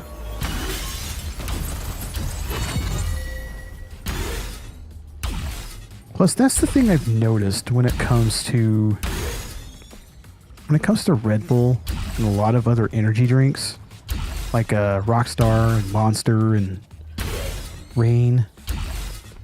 I think even NOS to an extent. I mean, I also like NOS, but I don't have it very often. Is that Red Bulls really don't taste chemically. Like, you kind of know what I'm talking about? Like, they have that sort of weird, like, chemical flavor to it. Like, sort of an aftertaste. I noticed Red Bull really doesn't do that. I mean, even when you have, like, the sugar-free options like from Monster and such, you can even tell that it still kind of has that. If you know what I'm talking about, hopefully what I'm saying is making some sense, but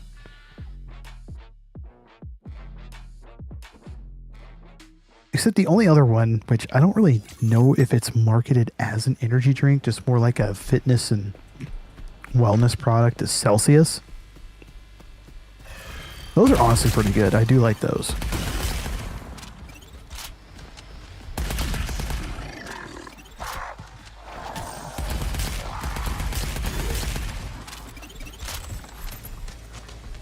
Now, Celsius, it's more of like a I think it's marketed more as like a energized sparkling water or something, but it actually has flavor to it.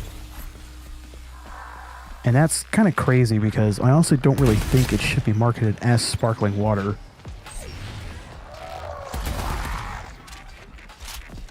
Because I honestly, for the life of me, cannot stand sparkling water unless it's from Liquid Death. Because I don't know, like, okay, I could be sponsored by Liquid Death and they could send me like cases of this stuff. I would happily take that sponsorship because the sparkling water that they have for their soda flavor, which is supposed to be like mimic their soda flavors. Well, they don't make soda, but ones that are supposed to mimic soda flavors, they're so fucking good. I just, like, the first time I ever had one, it was supposed to be their version of, like, Dr. Pepper. I think it's called Dr. Death. I was completely dumbfounded. I was sitting there just, like, I recoiled at the moment I took that first sip when I had that energy, when I tasted that flavor. And I was just like, this is sparkling water? You know, I was like, what the fuck? Oh my god, it's just... I tried their other ones. I tried like the one that's supposed to be a Sprite, the one that's supposed to be like cherry cola, one that's like regular Coke. What's another one that they had? Don't remember. They got several flavors, but they are all good.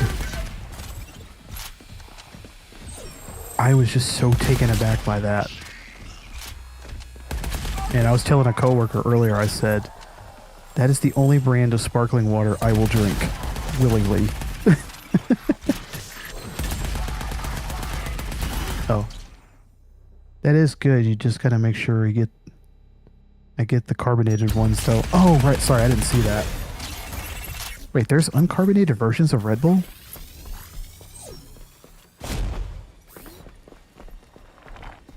I'm assuming that's on the same conversation that we were just having about that. Oh shit, I didn't see that. Jeez, I didn't see the giant hole in the floor.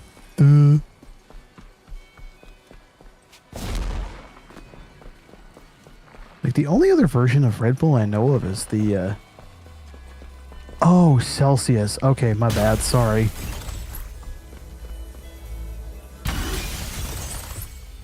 I honestly didn't know that they made a non-carbonated Celsius. The only ones I've ever seen have been. Maybe I've just not been paying attention, I don't know. I don't even know if we sell those where I work. Maybe we do? I don't know, I go back in tomorrow, so maybe I can check that out. I had no idea there was non-carbonated Celsius, though. That's kind of interesting. Oh, you know what? I just remembered. There was another brand I tried I thought was pretty good. I don't really see it anywhere near as much as, it's called Science. It's like it's like Science, but instead of an S, like an SC at the start, I think it's like XY. That stuff's pretty good, actually. And from my experience, it actually does what it says. You know, gives you the energy from all the caffeine, but that helps improve your focus and all the other stuff. You know, just like what every other drink says. But it works. I just don't see it anywhere near as much as other brands. Thought I heard a chest. Guess I didn't.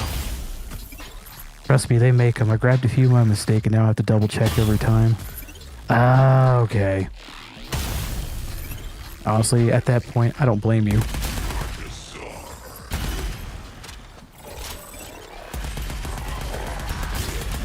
And I'd hate to grab a few of the same thing that I didn't like every time, and it's just like, well, fuck, you know?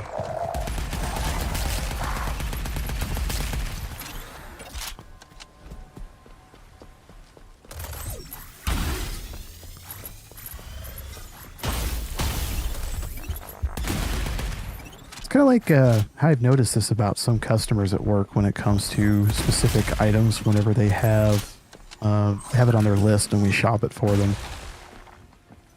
There's this one customer we have where every time on her list she wants Italian dressing, but it has to be a very specific one. Because I know there's just regular Italian dressing, and then there's like fat-free Italian dressing, light Italian dressing, and by mistake one day, one of my coworkers accidentally grabbed one of the other ones instead of regular, and she had called to say, it's like, I didn't get the version that I wanted, even though I don't know if my coworker actually called her and told her about it, but because we're supposed to call the customer and inform them of substitutions or stuff we're out of stock on. And she made it very clear in the notes for her next order. It said, just regular Italian, no light or fat-free. And so out of curiosity, one day when I got her order and she had that on there, I had to call her and let her know that we were out of it. I said, well, ma'am, all we have is the light and the fat-free. And she's just, it's like she just instantly went, oh, no. You do not want any of the other versions if you ever have it. So I asked her why, and she said apparently there is a huge difference in flavor between the light and the fat-free version. Which I'm honestly not surprised, but I kind of should have known. Because different versions, but yeah.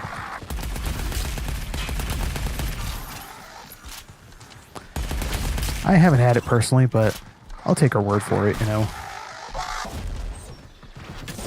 Whee! Oh, there we go. That's what I wanted to do. I don't want that ability, but I guess I'll use it.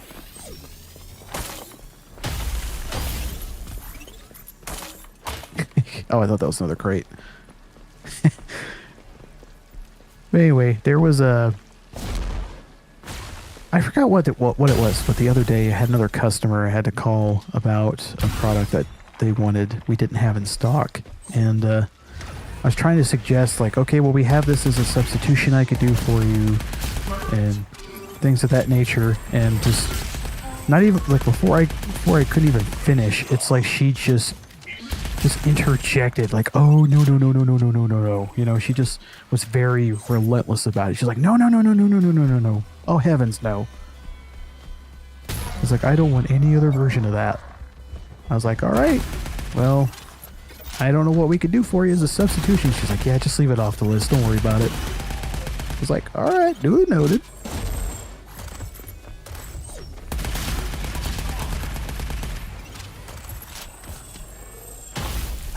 Let me tell you.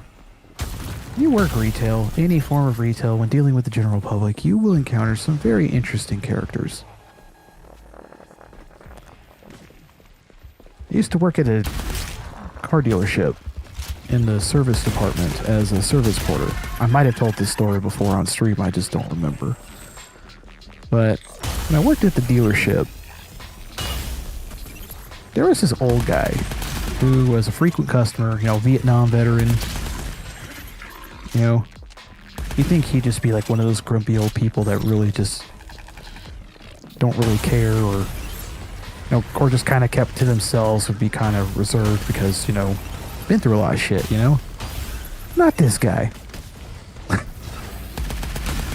This guy was a fucking riot. Anyway, I don't know what his real name was. All I know is that we knew him as Mr. Red. He was one of those guys one of those older guys that just, he did not give a single fuck. But in one of the most hilarious ways possible.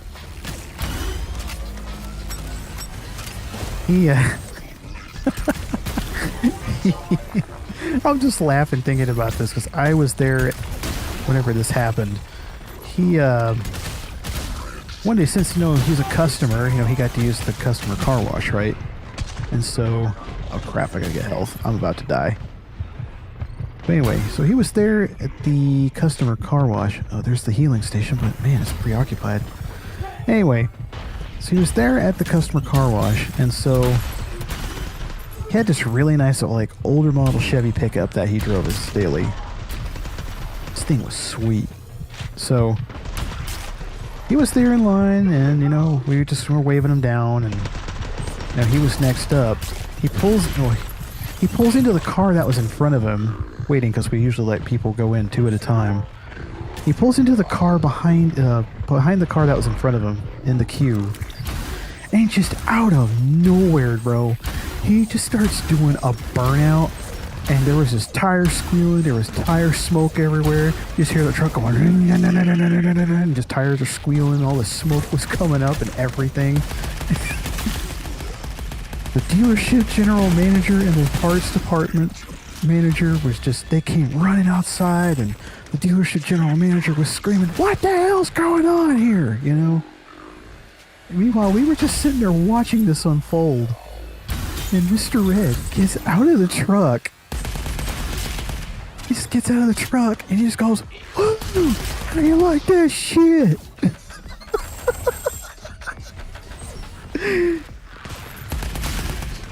Oh.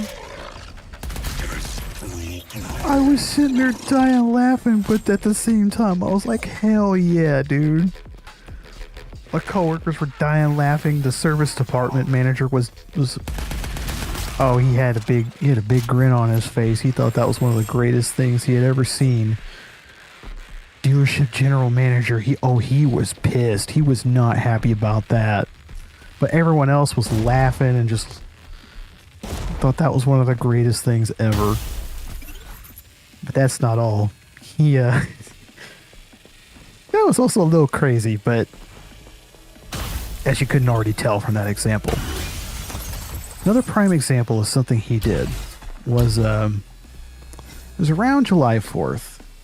He came by, had a little, it was a Toyota dealership I worked at. So he had this little Camry that he bought there, which was brand new. He bought it brand new from there.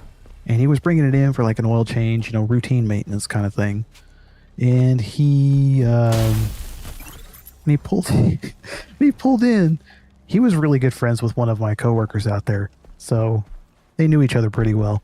But anyway, he pulls in and he was talking to my coworker. And he went on, he's just like, "Hey man." I was like, "I got something really cool I want to show you." I was like, "I made my own homemade fireworks." And so I overheard this, and he knew that I was overhearing this. And he's like, "You want to go and take a look?" He was looking at me. He's like, "You want to go and take a look at this?" So I went over there. I was like, "Yeah, I want to check this out."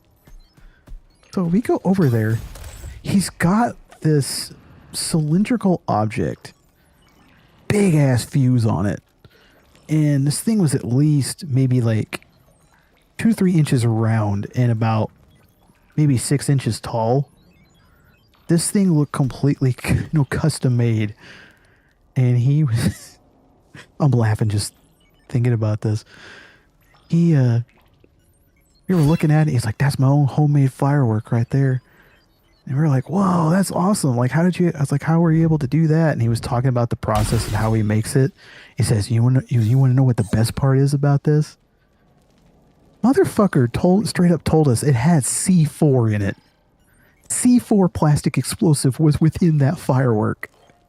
My coworker and I backed away. We're like, "Whoa, what the fuck?" He was like, I got a hookup from somebody in the military that gets me this shit." We were just like, "You are fucking crazy, dude."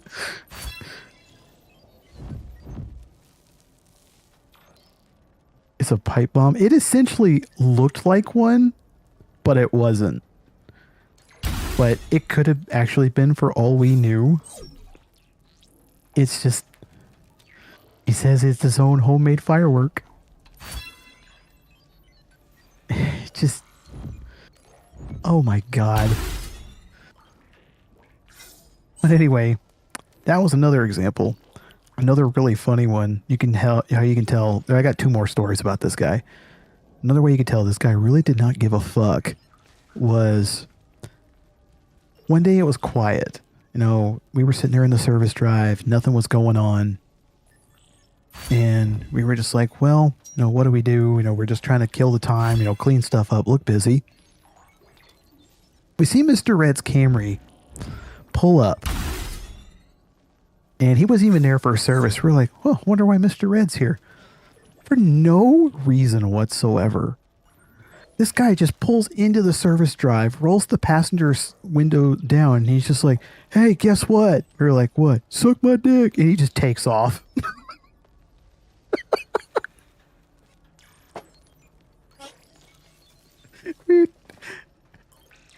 couple of my coworkers were just like, "What the hell just happened?" Me and the other guy, we couldn't stand up. We were just laughing too hard. He really did that. He just drove over. He's like, "Hey, suck my dick," and just drives off.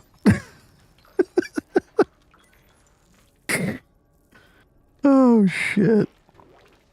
That's something I'd do. Honestly, same. I would do that if I was an older guy who just did not have a care in the world for things.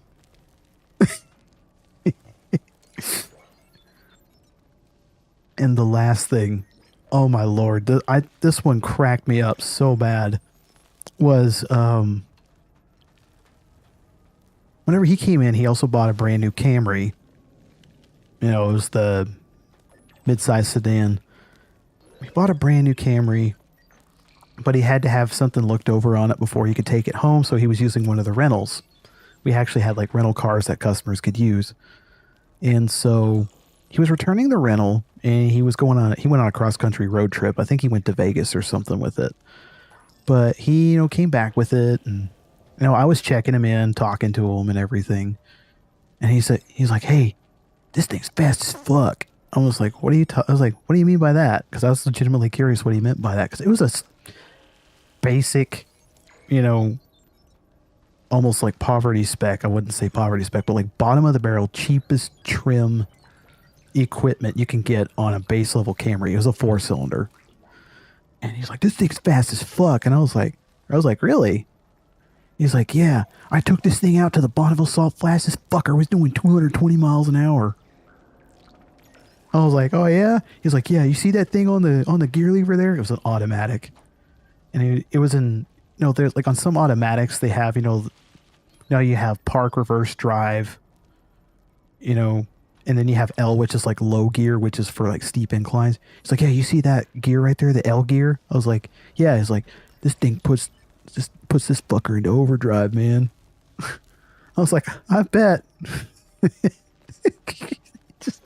He's like, "If you want yourself a rocket ship, you gotta get one of these fuckers right here."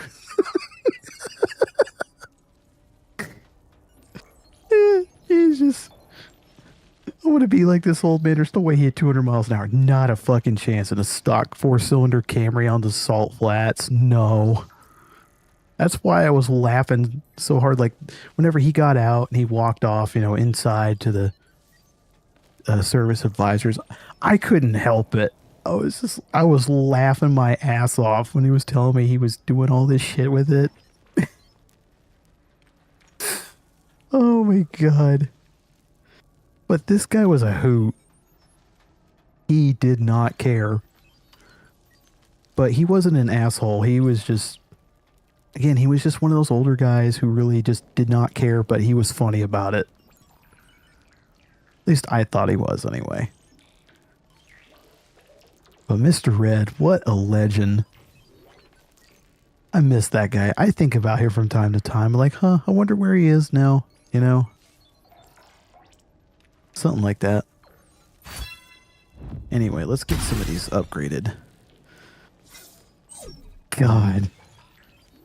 Honestly, Mr. Red alone kind of made it worth it to work there. Because every time he showed up, it just, you never knew what was going to happen. But man, I honestly liked working at the dealership. I thought it was pretty cool, but it's, things had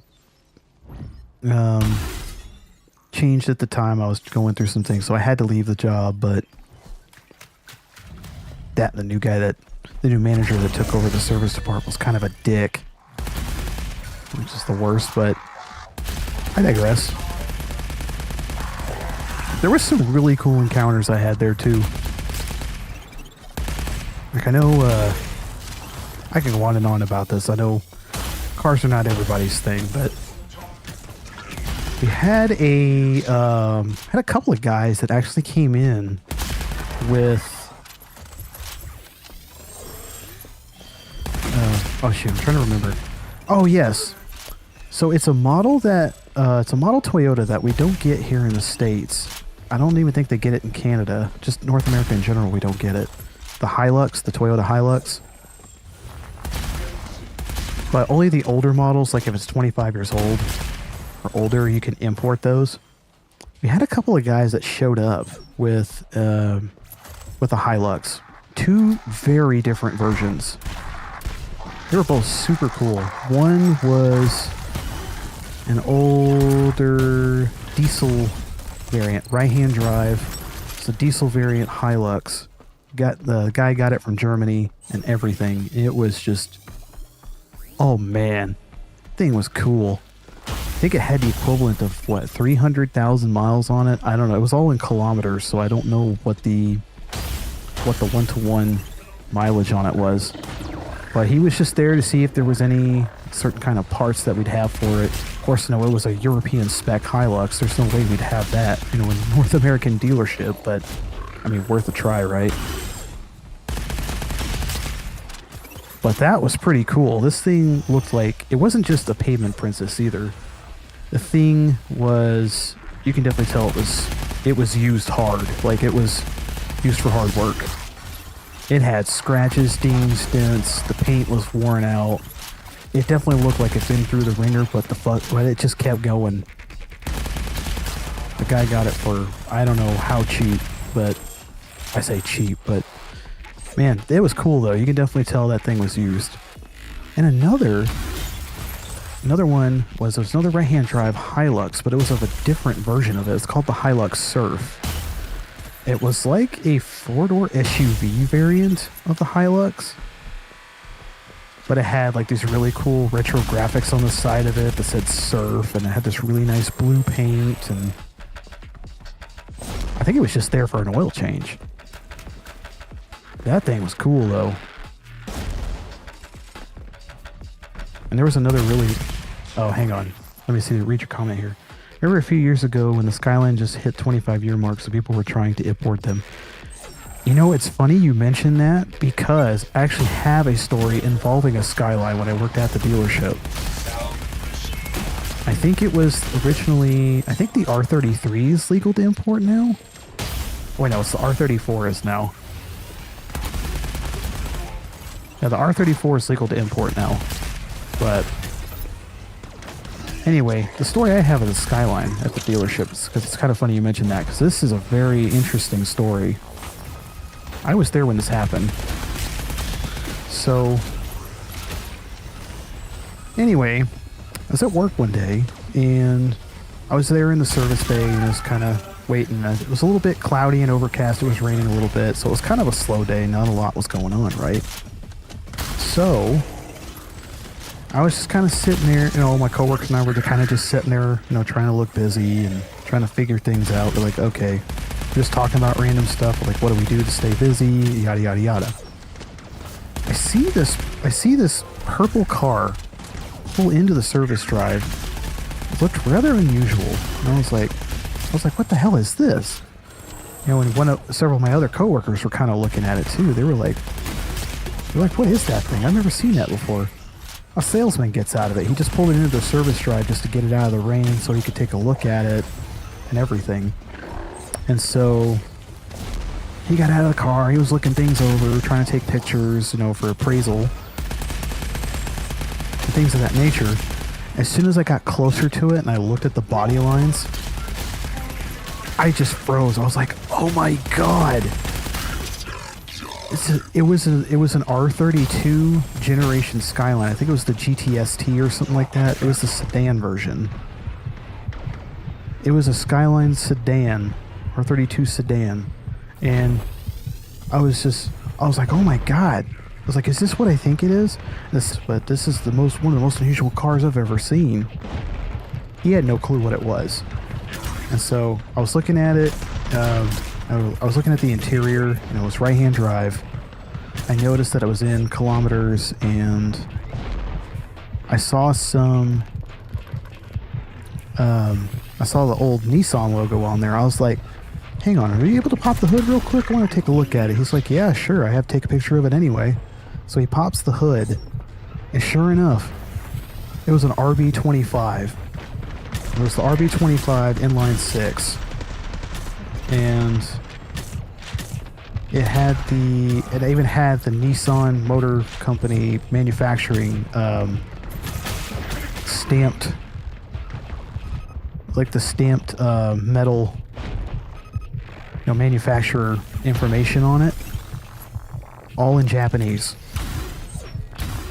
And I was looking at the code and everything. Sure enough, it read R32.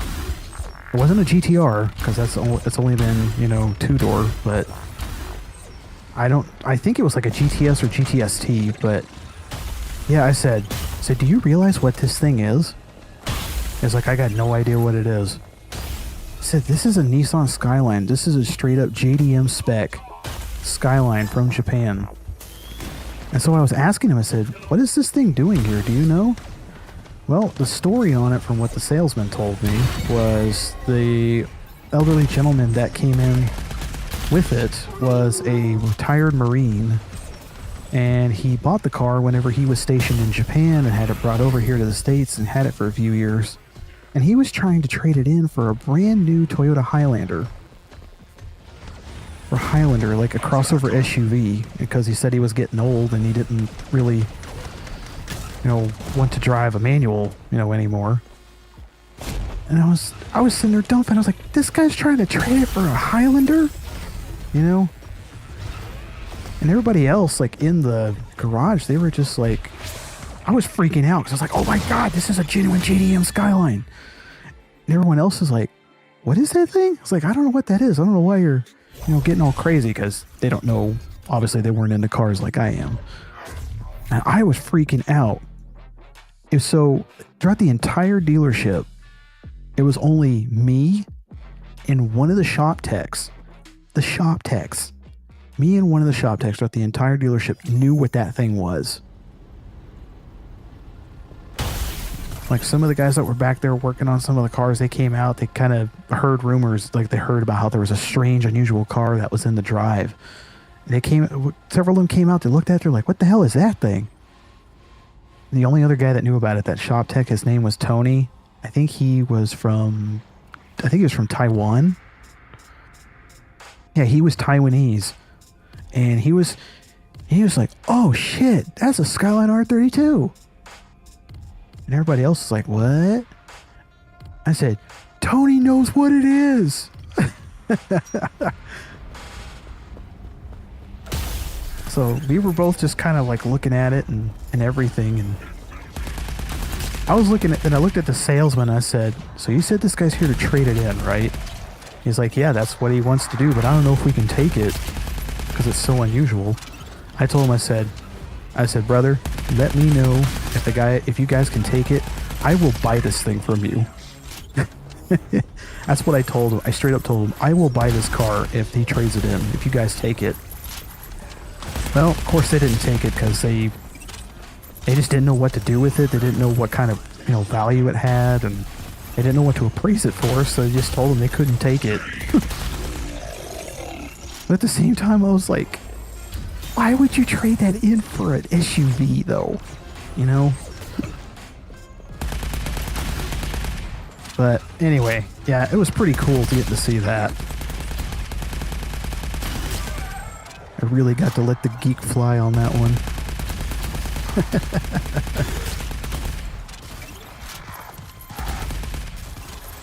I wish I had pictures of it. I just didn't think to take any at the time.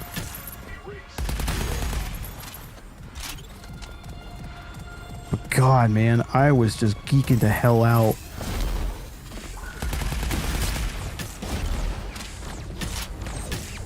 That, and there were some also pretty cool stories I had too, involving some cars I got to test out. Well, not test out, but I got to test drive too. Like, I know, for instance, I got to drive a Lotus Evora at one point. But sometimes on the used lot, they would get what was deemed kind of exotic for the area I lived in. But then again, you're starting to see a lot more influx of money because of, Walmart and Tyson chicken and all that stuff. But anyway, yeah, we sometimes would get stuff like Lotus Evoras. We'd sometimes get Maseratis, like Porsche Panameras and things like that on the used lot. And we sometimes would have to take them down to a place, like an import place that was about 15 minutes away from where I was at. because that was like the only import specialist around at the time. And so I got to test drive a Lotus Evora, which that was pretty cool. Got to drive a Maserati Gran Turismo which had the Ferrari V8 in it. That was pretty cool. Got to test drive a Mercedes S-Class with the V12. Oh man, working at that dealership had its perks for sure. That's the one part about the job I miss the most.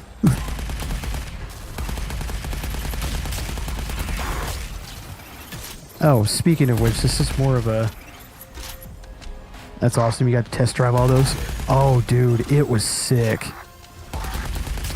Like, that's the one part of the job I loved the most, was getting to, take the different cars to different dealerships just to see what needed to be done and everything. Man.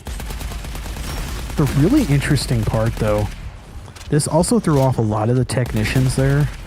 It's another instance of like me and like one other person knowing what this thing is. But for the Lotus Evora that we had there, I remember it was actually in the shop at the dealership at one point. And the head of, like the shop, foreman, so to speak, or like the lead technician, the guy that was in charge of the whole shop, like he was the shop manager.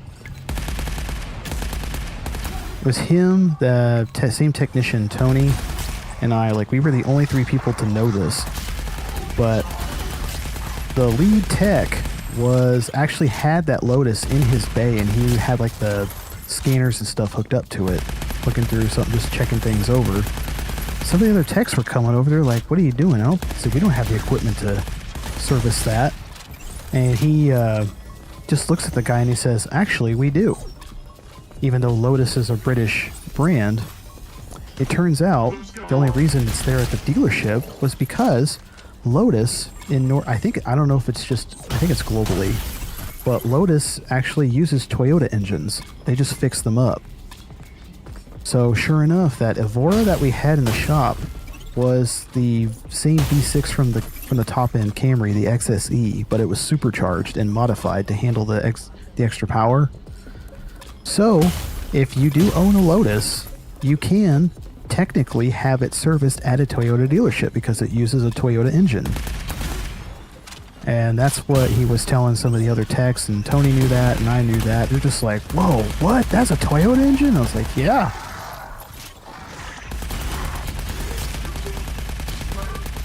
How cool is that?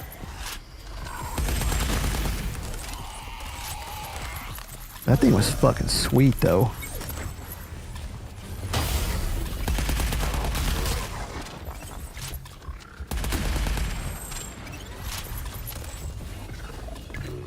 Yeah, I know I'm just kind of going on and on and on, ranting about car stuff at this point. I can't help it once I get to that point.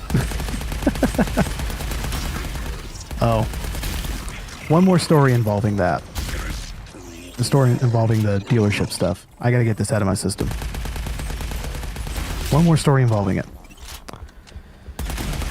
So, as I mentioned about how we had gotten the chance to drive like different types of vehicles, take them to other dealerships and things of that nature, right? We actually did business with another dealership. It was a Chrysler, Dodge, Jeep, Ram, it was Fiat Chrysler at the time before they got bought out by Stellantis. Peugeot Group, and then became Stellantis on top of that. But we did business with another dealership. This one was about 30 minutes away, so roughly a half-hour drive on the highway to get there and back. So, well, to get there and to get back is half an hour either way. That's not the point. Anyway, we had to go down there and go pick one up, or pick a couple of them up because they had to have them serviced, and they asked me to go, being one of the two service porters, to go get these vehicles. And we're like, all right, cool. I was half expecting something like, just a plain Jane, like Dodge Journey, or like a V6 Charger, or like a Jeep Wrangler, something not that crazy. Well, the coworker that came with me to get the second vehicle, they got like a Dodge Journey, just like a plain old boring kind of piece of junk. Dodge Journeys were total crap. Anyway, we had to drive that one back. And I was like, alright, I'm probably just going to get like a cheap Wrangler or Compass or something. Nope. What I got to drive back was a Dodge Challenger Hellcat Red Eye in Plum Crazy Purple, and it was automatic. That's the one that had like the 700 horsepower V8, supercharged V8, mind you. I was like, oh my god, you know? Dude, that supercharger whine, oh, that is just chef's kiss. Oh my god, that thing was awesome. I fell in love with it. I wanted it so bad. But yeah, I got to drive that thing back and on the highway. I'm not gonna disclose exactly the speed I was going, but I'm just gonna say I decided to have it. I had a little case of Leadfoot, so that was fast enough for me.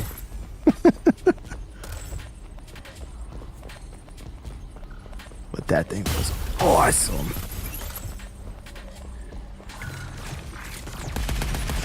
First time I ever got to drive a Hellcat, and that was, oh my god.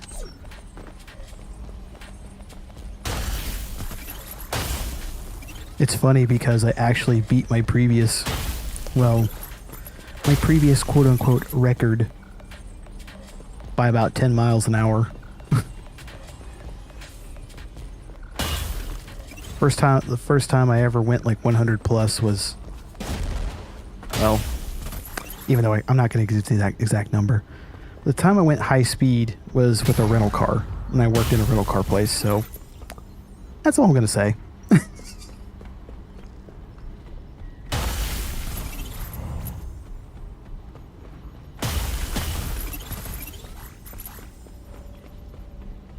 But it's true when they say the world's fastest car is a rental car. I was kidding.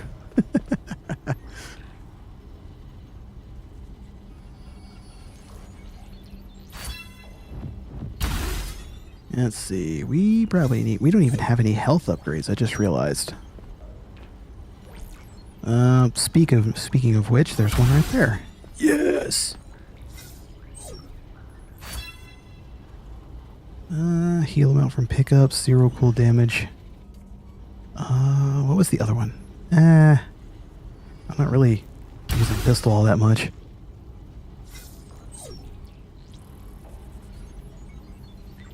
Okay, there we go. But yeah, I think I'm pretty much done about all the dealership stories now. If anything else comes up, then I don't know. I'll just probably try to divert from it. I probably overstayed my welcome when it came to car stuff on this stream. But yeah, I had some good times working there. I kind of miss working at one of those places, but I don't think I'll quite have experiences like that at another place unless it was like a higher end shop or something, you know?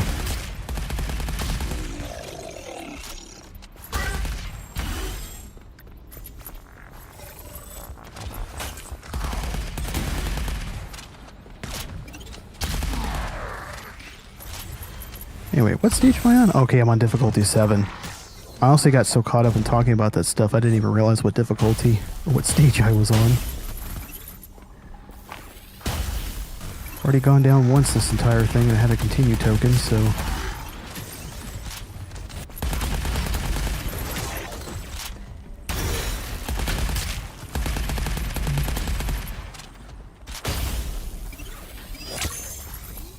Okay. Oh, wait a minute. Is this the stage I also have to take on a boss fight in? I think I do. Oh, it's that other one. I'm gonna get my ass beat so bad.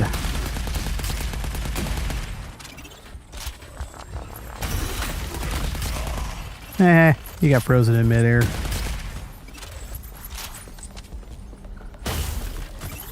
I don't know. Now that I'm starting to think about it, maybe Arcadegeddon is kind of one of those games where you can kind of just turn your mind off a little bit and just chat, you know? I mean, that's part of what makes this game so fun. I'm just able to do things like that. I mean, let's be real here. Those are kind of some of the best games where you're able to just stream it, just chat, and not really having to pay much attention to what's going on since you get so enveloped in the story.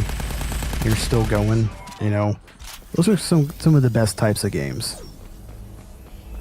So I definitely got to applaud the developers for this one.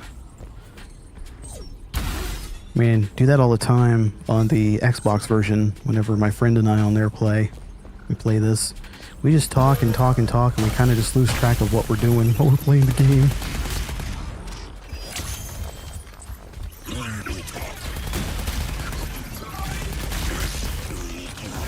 Oh shit. This isn't... I hate those guys. Do you mind? Same thing with you. Do you mind?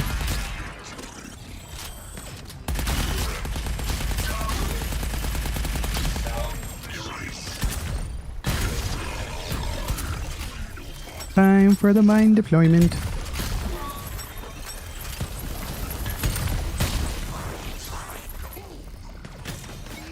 The mines will keep being deployed until morale improves.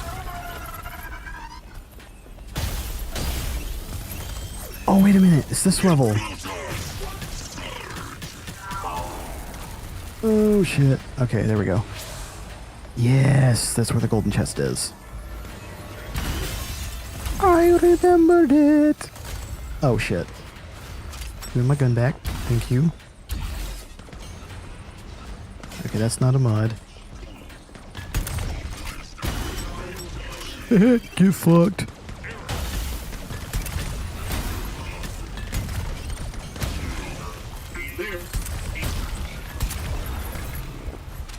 Oh shit, I gotta reload. Where'd that guy come from? What the fuck? What the bro doing?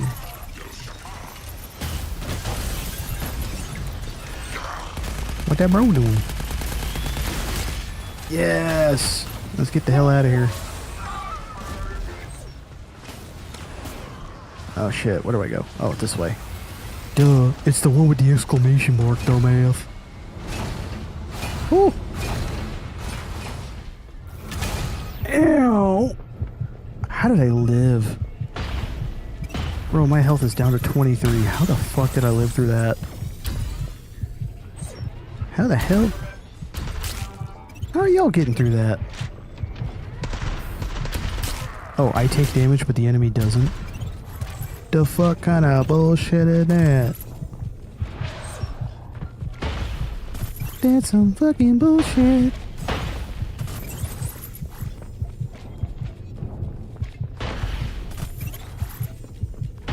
That reminds me. I need to look this up, but remember a clip like an old friend of mine sent me on Snapchat back when I had it?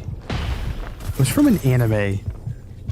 It was like these, it was these guys that were dressed up as chicks. I think they're called like Mermaid Sisters or something like that. It was like a singing competition thing. But they were singing this song. It was just nothing but swear words. It's one of the most insane things I've ever heard. And I guess the context of it was that it irritated one of the judges so much that she wound up like slamming the table and breaking a pencil or something. It's just, but it was just constant swearing the entire song. I don't know what it's from, but I want to see that anime now, see what the context was. It's become like a huge... It was like a huge viral clip on YouTube for a while. It's just, it's one of those clips where you can't help but sit there and just be like, what the hell is going on here? Oh, yay, salute, guys.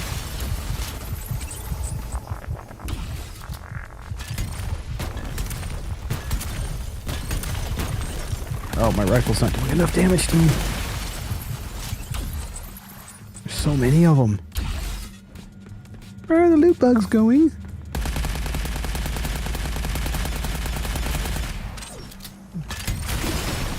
Oh, fuck. It disappeared before I could get it.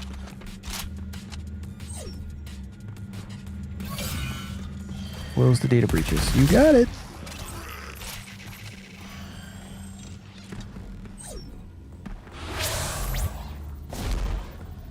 Okay, closing breach.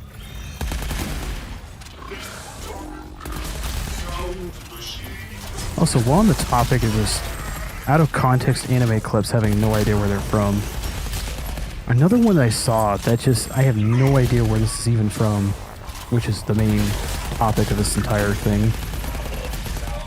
There was one where I've seen it involved like a tofu shop and a human, and there's like a duck and crabs. But for some reason, the human in the tofu shop was passing along an SMG to a crab that passed it to another crab to the duck outside that was behind cover shooting at something, and it just kept handing it a new one every single time instead of reloading. It's one of those clips where you're just like, huh?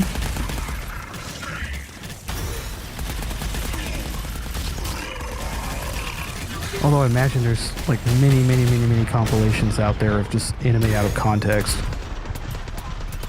But I want to know what that's from, because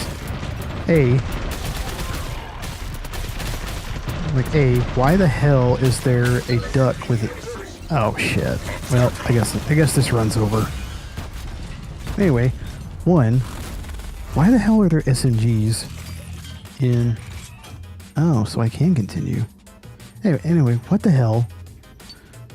What the hell are there SMGs doing in a tofu shop? 2, why are crabs taking them to a duck?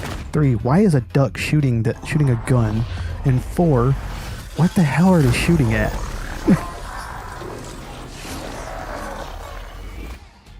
So it's just like, huh? Very reminiscent of the game I played. It's kind of not very reminiscent, but it's kind of similar to the game I was playing last night, Jet Set Radio. Like, I made a post about it on Twitter, but... So, basically the plot of Jet Set Radio, right? Of course, it's a Sega game, you know. This is like early 2000s Sega, so of course they kind of have some insane shit in there. I think the sense of humor is kind of on par with like the Yakuza series. On the basis that the plot of Jet Set Radio is that you were essentially a rebel, but all you're doing is going around on skates and just spray painting graffiti, right? That's all you're basically doing.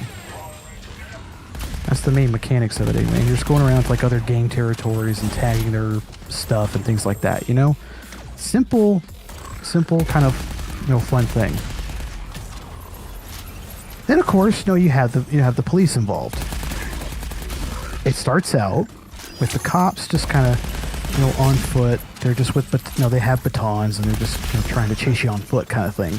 And you're like, okay, that seems pretty reasonable and normal. It just escalates.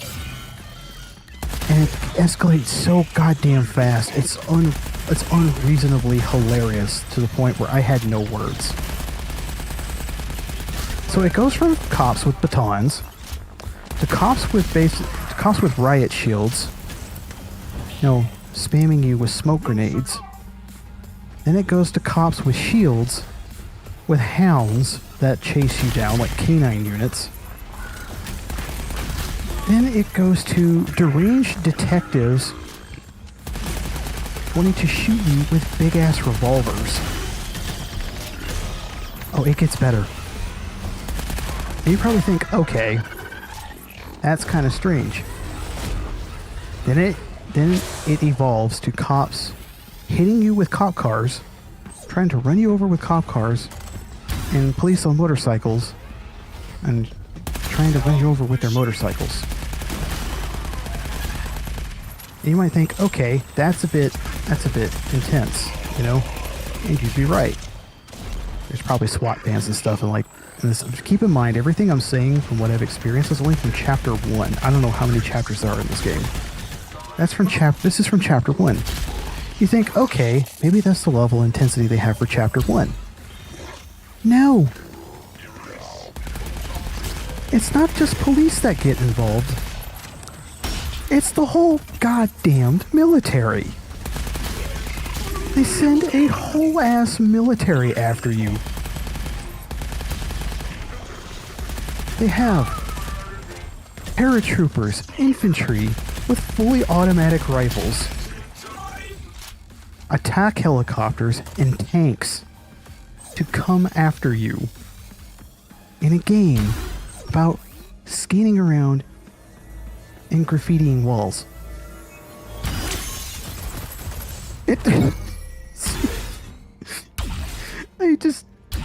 I was losing my fucking mind. I was like, this is not a way to, this is not enforcement. This is a goddamn invasion, dude.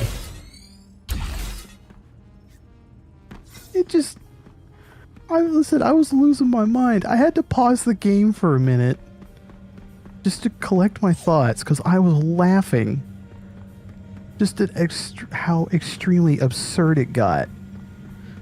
And I had to make a tweet about it.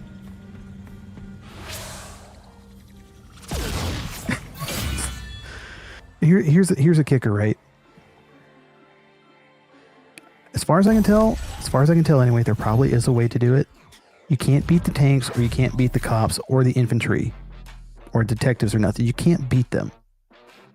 However, you can take down the attack helicopters. The only way you can beat the attack helicopters, and I forgot to mention this one detail about the attack helicopters. They shoot bunker busting sized missiles at you, like the kind of missiles that would level entire buildings on a military base or in the city. Like, these are some big ass missiles, right? Anyway, the only way you can defeat the attack helicopters is if you jump on them and spray paint the cockpit window. That's it.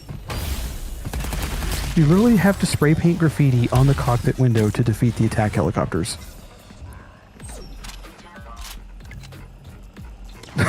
It's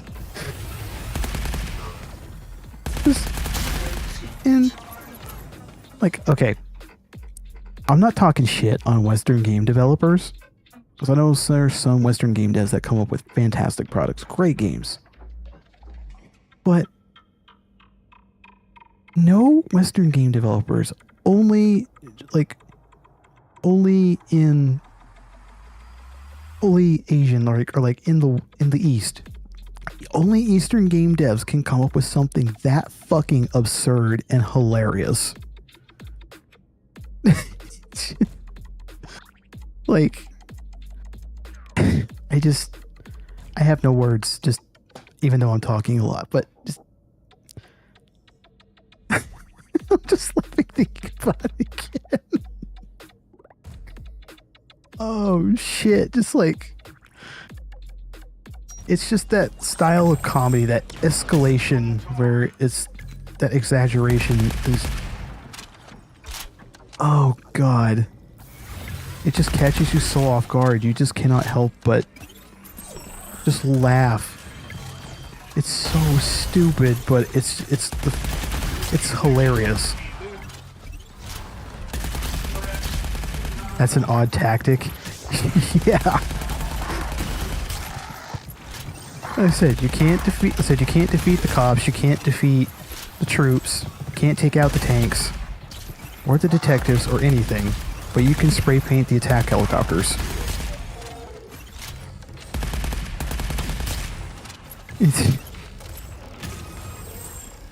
It's just like, it was one of those things where I couldn't help but sit there and think, yeah, this is definitely a Japanese-made game. You cannot argue with that.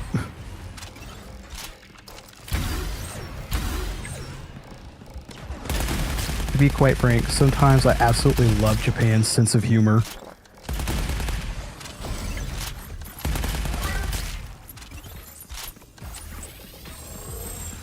But but really, about the game itself though, it's kind of a shame, because even though I probably need to play the other version of it, because there's another version, it's called Jet Set Radio Future. I think, from what I understand, it's the same game, but it's been more refined, as in the controls are a lot more calibrated, and Just a more refined experience overall.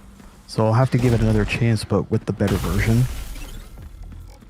But just the one thing about that game, that the reason why I probably won't stream it again, is because of the controls. They feel so incredibly clunky.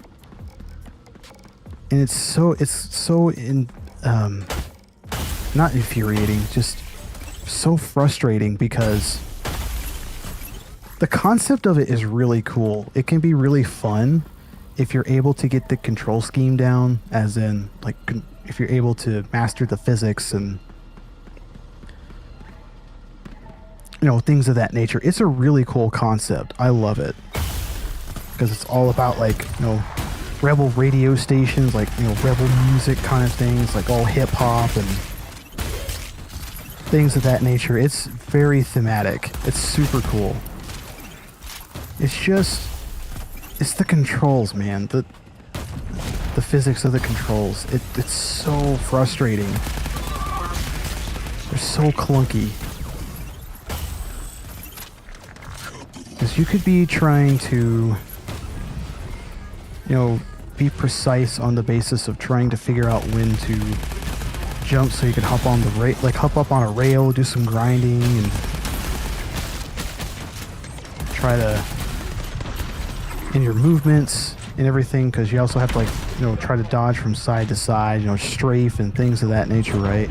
It's a lot of movement you have to do to think, you know, tactical movement you have to do in the game. But it's just,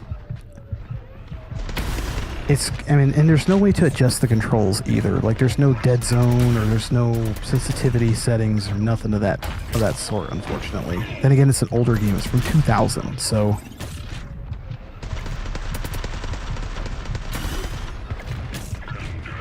But yeah, it's just, I want to continue playing it, but it's just it's the physics of it. I cannot back it, because it's too frustrating. And the collisions were also part of that too. The collision physics. Like, there's the way you unlock new characters in the game is if you're at, like, your hangout, you know, with your crew kind of thing, and you get a prompt on the screen that says new rival incoming. Well, normally what those events indicate is that you have to follow them to, you have to follow, like, copy their moves, or you have to race them to a certain point, right? And so, oh shit, hopefully I can get here before I die. Yeah. So anyway, if you wind up beating them, you know, you unlock that character, which is pretty cool. And each character has its own, you know, stats and everything. So some are more specialized in, like, the graffiti, some are more in power and technique, you know, things of that nature, which is pretty cool. It's just that the collision physics on some of these, when you're trying to race them, are such bullshit. Like, you could be right next to the CPU character that you're trying to beat and unlock, and it's like you just slightly tap them. You lose a little bit of health, you slow down a lot, or sometimes you just get turned completely around. Like, the slightest touch just completely messes you up. And it's just, ugh. That's what did it for me last night, because I was trying to unlock another character, but you had to use the character you're trying to unlock and race against the character you already have unlocked as a way of, like, you know, trying to prove themselves and join the crew kind of thing. Every single time when it seemed like I had a little bit of an advantage, when I started to get ahead or start getting some speed, there's always that one part I get touched by the CPU and just everything gets all fucked up. And I have no chance of winning and I lose.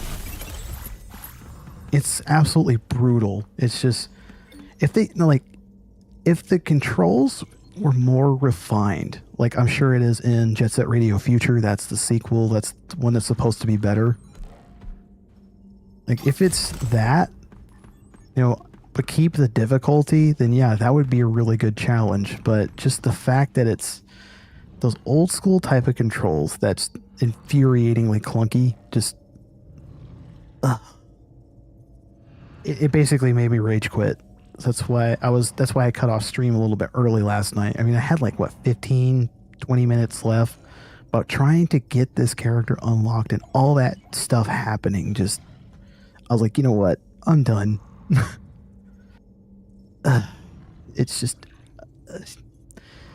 I don't think I need to say anything further.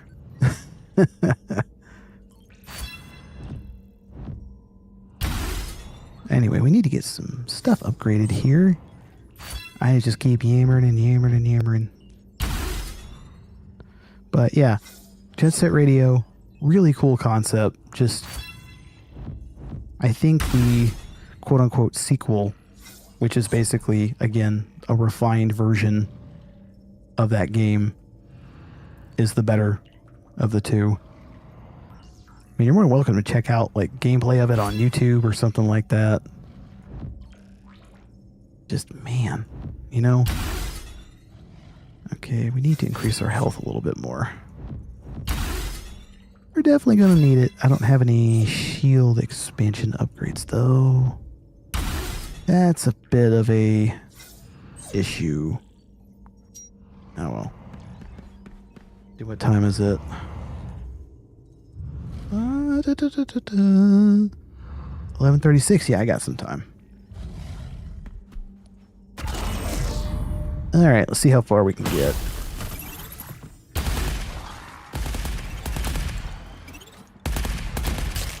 I'm just increasing the fire rate because it gets batshit crazy.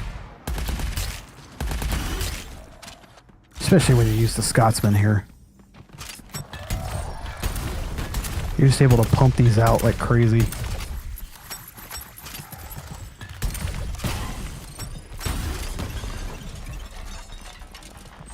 Oh, man. If you think this is a fast fire rate for something that lays down mines, you need to see what it is at max level, like at the highest level for the weapon, on top of like maxed out fire rate mods. It's just do do do do do like that. It's not like this. It's, think of it like twice as fast as that. Do do do do do. Yeah, it just pumps them out. It's just chaos absolutely reigns whenever you're just pumping those things out. Just explosions everywhere. It's like a Michael Bay movie.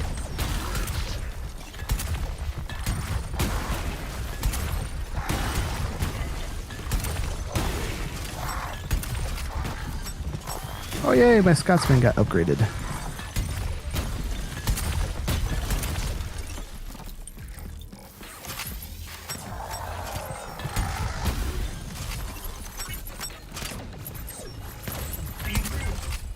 Speaking of games, I gotta see about getting some of the other Need for Speed titles ready.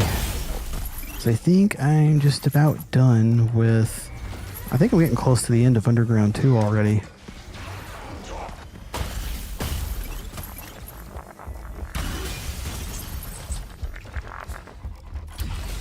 Even though I honestly forgot how long the campaign was in Underground 2. Like, goddamn.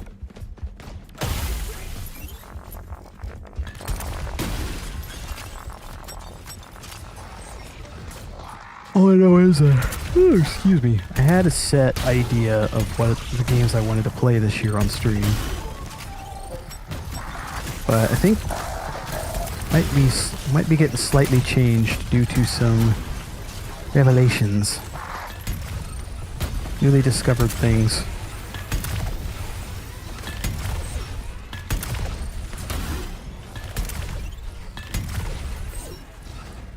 Oh, you fucker. There we go. Even though this is something I posted on my Twitter yesterday. I discovered that I was able to get one of my childhood favorite racing games working on PC, properly on PC.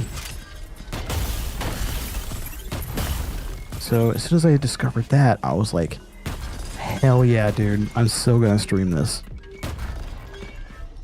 It's a old Codemasters game. I'm not sure if you're familiar with that, if you're still here, Milky. It's called Race Driver Grid. It was the first one of the Grid series they came out with. Oh my god, man. I loved that game as a kid.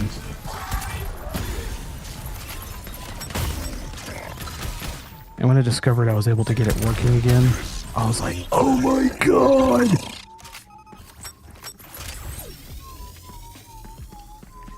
Never heard of the game? Well, it was kind of like a... It was kind of like a... Well, not really fringe kind of thing, because I know... Like, back then, you know, racing games really weren't like a huge thing besides Need for Speed. But it was the first game they had in the Grid series, and it was so good. It's just, I cannot believe how badly they fucked it up in the sequels.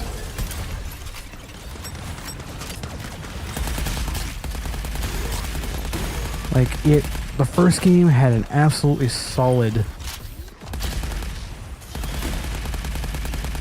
It had an absolutely solid premise to it. It had so many different disciplines that you could race through. It had its own career mode.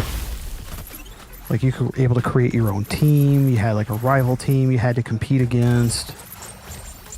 Like, you didn't have just the regular, like, you know, circuit racing and open wheel stuff, but you also had drifting, you had toge, you had...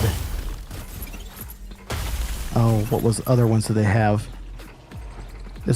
Yeah, they had just all kinds of stuff in it, and just different series from across the world that you could do. Oh, dude. It was so cool. But then Grid 2 came out, and it just went to shit. Which is a real shame, because the last one in the series I actually thought had a decent... Oh, this guy. This motherfucker. Anyway. Last one that came out in the Grid franchise I honestly thought was relatively decent was Grid Legends. That one was actually kind of decent. Oh shit. I don't think I can get back up. Yeah, I don't have the money to... Shit. Well, isn't this fitting? Just like how it is in real life. Get your ass beat by a CEO.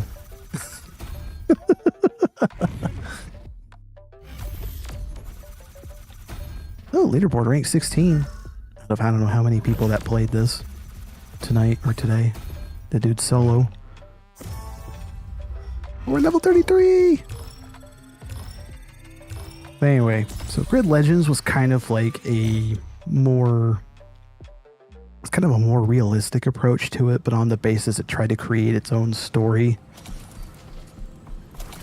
And how it kind of tried to do a form of continuity. Because in the first game, in Race Driver Grid, the rival team you had to race against and beat was called Raven West Motorsport. And in Grid Legends, they have a whole thing where you're already on a preset team, but you're also trying to beat Raven West, but you specifically as the driver had to try to compete against and beat a driver from Raven West. I think his name was like Nathan McCain. Because that was originally the name of one of the Raven West drivers in the first game. And he actually has a personality, like a persona in Grid Legends. You actually see what he looks like. Guy's a dick. Which is kind of fitting, because Raven West is kind of dirty. But yeah. Moving is the only thing I take seriously. Oh, I haven't done any missions for her yet. Keystro, I got the Callisto Beat Collective across the galaxy. Elated to make your acquaintance. Yeah, I forgot the character's name, and this is Plug. Everything okay, young one? You're a little stiff in the knees. Aside from the FFC, I almost said FCC. It's different. The FCC infiltrating my uncle's arcade and I'm shaking him down for his legacy. I guess I'm just not much of a dancer. Never learned the basics. Basics? Like rules? There are none. Rule number 1, there are no rules. Look at it like this. Dive deep inside your mind's eye and imagine a big bowl of pork. Oh, I could go for a pork bowl right about now, man. That sounds delicious. But pork? Hell yeah. Hell yeah. Now this pork is delectable, succulent, perhaps mouth-watering at times. You ever had ramen with pork in it? Oh my god, it's amazing. It's good.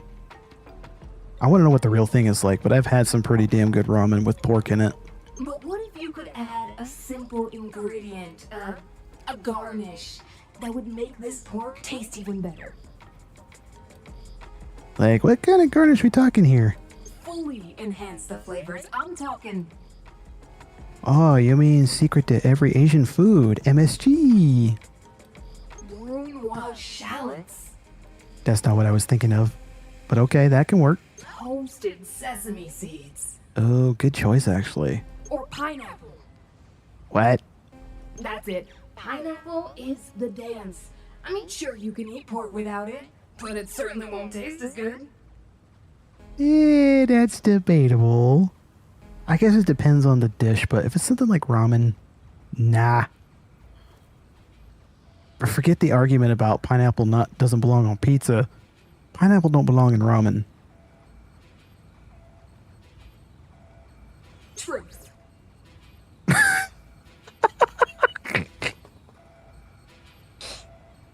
Oh my god.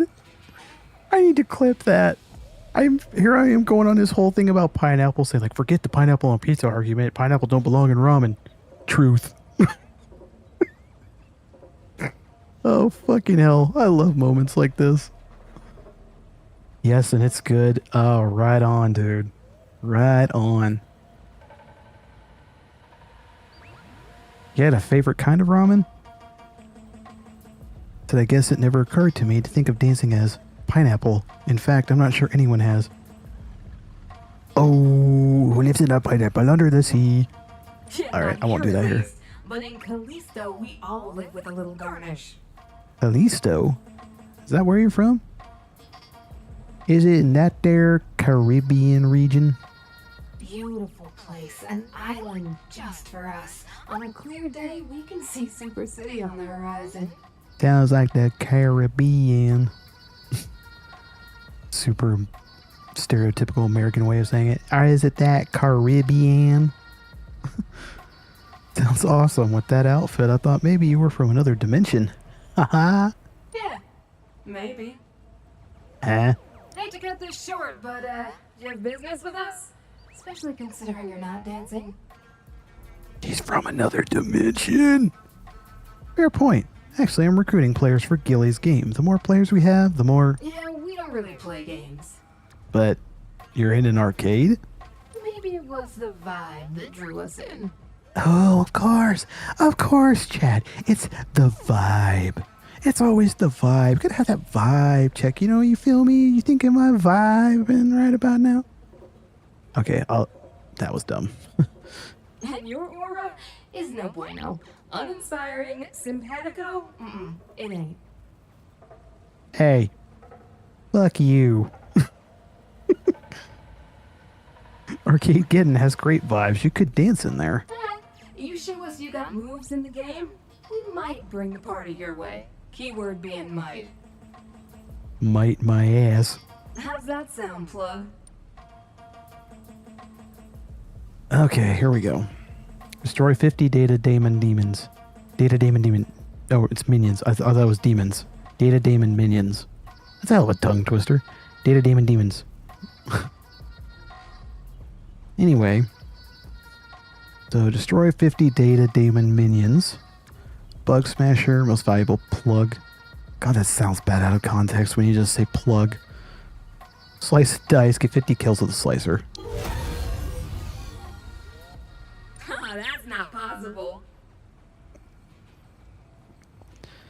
That's why she isn't saying these lines. As it is in dance, so it is in life. If you keep the rhythm, you'll be fine. Then it's time to move. Autobots roll out. I ain't no Peter Cullen. Yo, shout out to Peter Cullen, man. Guy's a legend.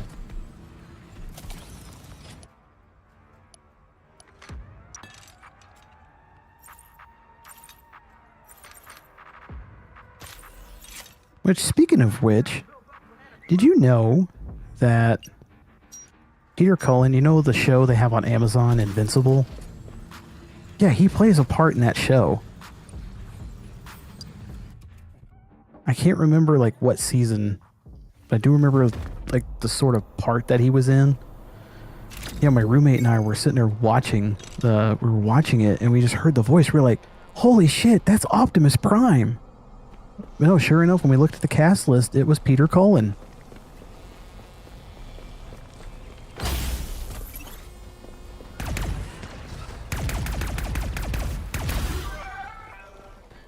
Oh, I forgot you don't reload these.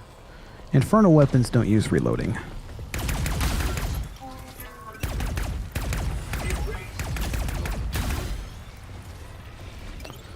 And if you haven't had a chance to check out Invincible yet, it's pretty good actually. I mean, I haven't read the comics. I mean, I don't know when the comics for it came out, but it's a damn good show. I just need to watch season 3. But shit, man, does that show get dark really quick.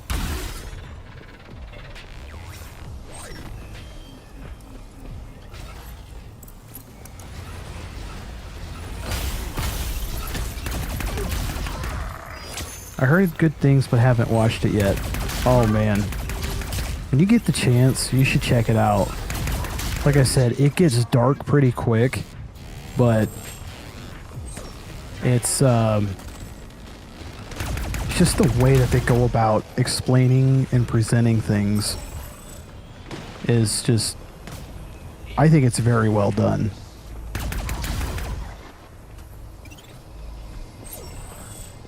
I think the best way I can describe it is that, okay, I hear a chest somewhere. Where is that? Oh, it's right here. I think the best way I can describe it is how... oh, there's a gold chest right here, too. It focuses more on... I'm trying to not put it in the same realm as, like, My Hero Academia, because I know those are two completely different things. Apples and oranges. Which, MHA is good, by the way. I just need to see the final season! Anyway... at least I think it's good anyway. It's more so focuses on like the darker reality when it comes to like a superhuman, like a society where there's superhumans and mutants that live among people, general population. If that makes any sense. It's not like MHA where like just about everybody has a quirk, you know, a power. But Invincible's kind of more about like a select few that have abilities that can be used for good or evil. And it's more on the, like I said, the more dark reality side of it. Because it's like things get really fucked up real quick.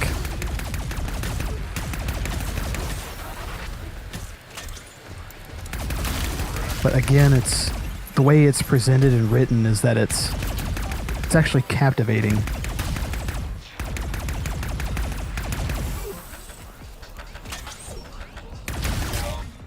Is it like The Boys?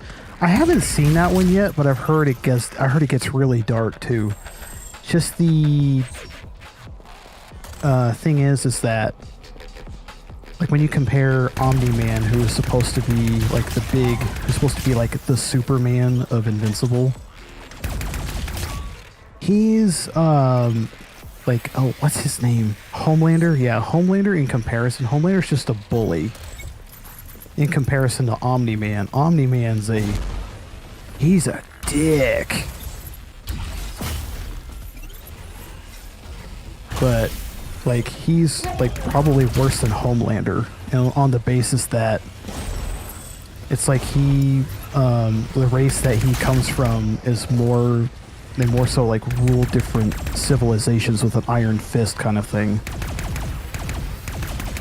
If that makes any sense, but anyway, but there's more like complex and convoluted topics that come up about how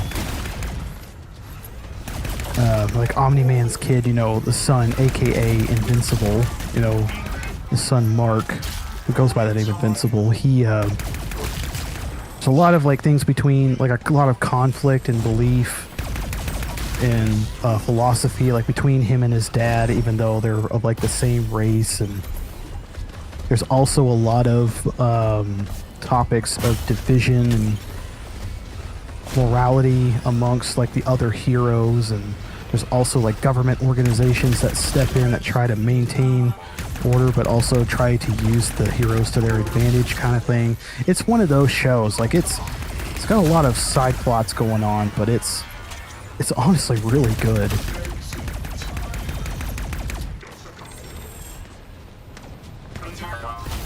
But man, the fact they got J.K. Simmons to voice Omni-Man in the show, it's so good.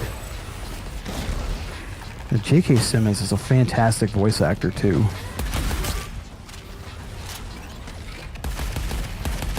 And believe it or not, later on in the series, they actually got Seth Rogen to voice a character in it too, but as like a good character.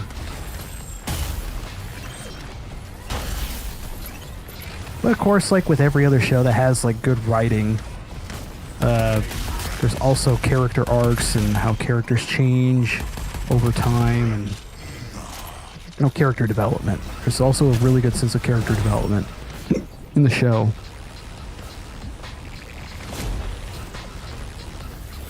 But yeah, The Boys is one I've been wanting to check out because I've heard a lot about it.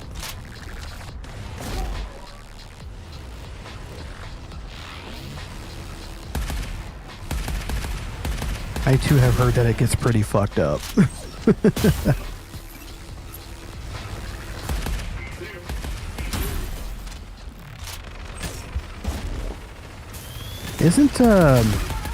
Isn't Gen 5 like supposed to be a spin-off of that?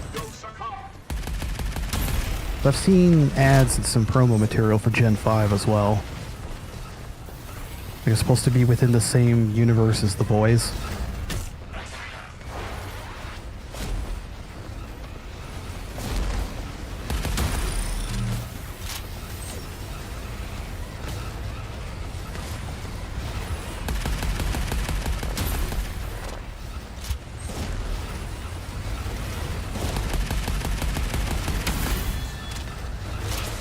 Yay, exit's open. I just need to get the hell out of here.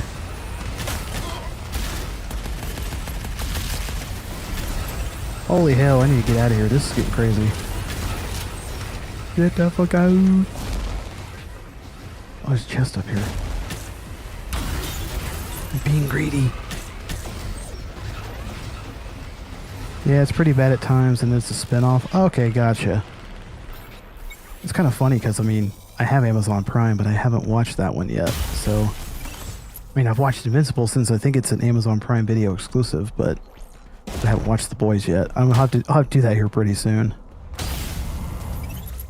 Well, I might actually have some time to check that out over the weekend, because work schedule is kind of not really ideal, because they've only got me assigned to just 9 hours next week. So I'll have a lot of days off.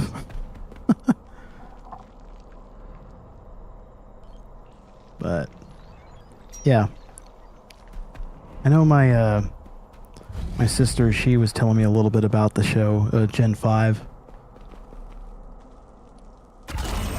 That's how I found out it was a spin-off and it was within the same universe.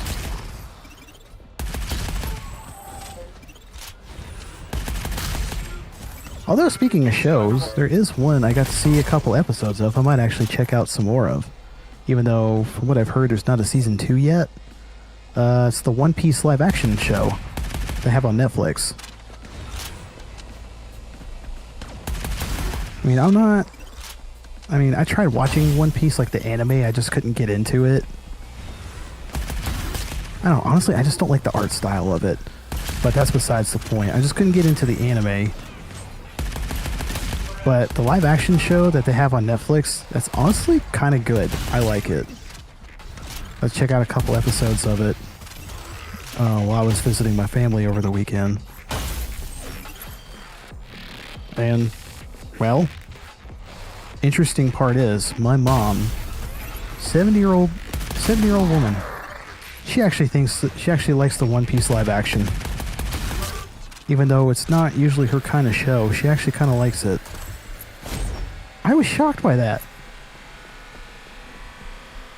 I was like, my mom, who doesn't know anything about this, and knowing how absolutely sort of bonkers it is, it's usually out of her realm of genre that she watches, like she actually likes that. Huh. You know? Never watched the anime, but I like the Netflix show. Yeah, I mean, I never really watched much of the anime, because I know, but they're like up to what, 1,000 episodes now or something like that? It's just kind of one of those things where it's like, I don't even know if I want to start it at that point, you know?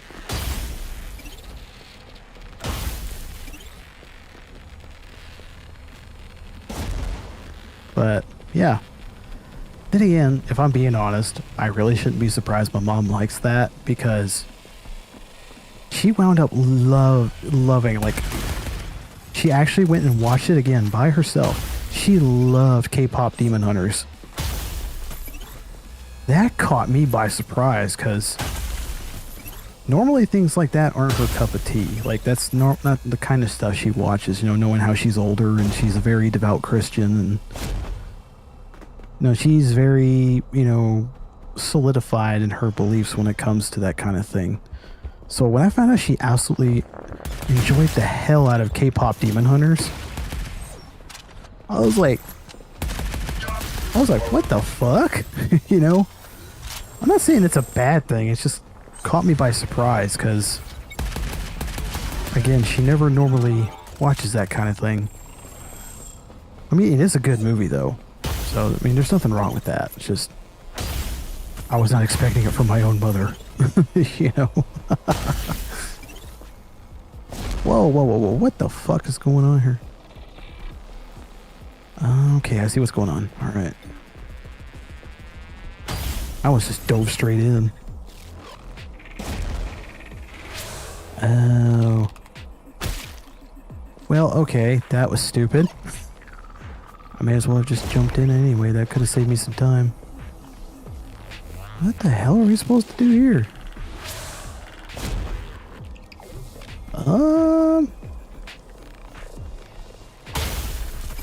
The fuck are we supposed to do here?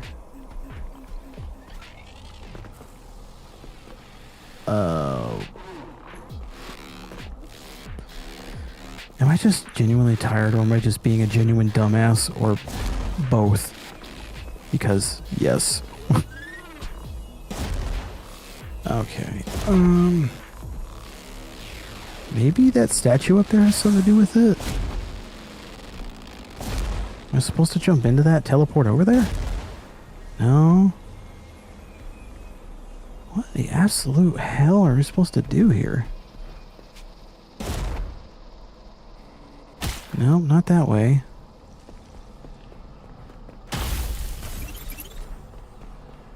What the fuck? No. Okay, that's the horde mode thing. No explosives nearby. No, okay. See if I can hit this. Oh, I think there's a way to do it. Just gotta get the run up. Alley-oop! Ah, shit. Yeah, I don't know how to get over there. What the fuck?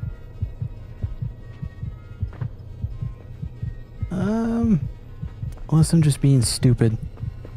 which is very likely. I can be a little bit tarded sometimes.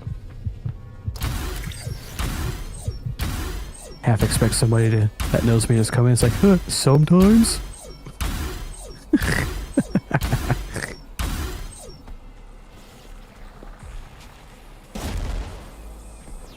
Okay, I don't see. Oh, okay. Maybe you're supposed to. Okay, see, I didn't see that. I was not studying my environment as well as I should have.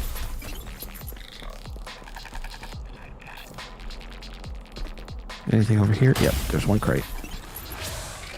Oh, okay. Holy moly. This one was a little bit of a head scratcher. Mainly because I wasn't paying attention. Which is probably why I didn't do so well in school. Ha ha! Ha self-deprecation jokes.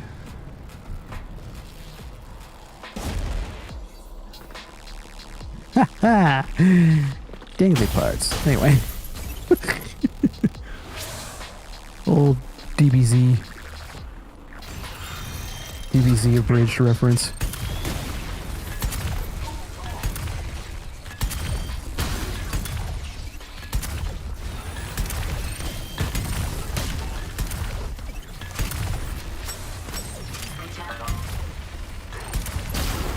Yeah, shout out to Team 4-Star, man.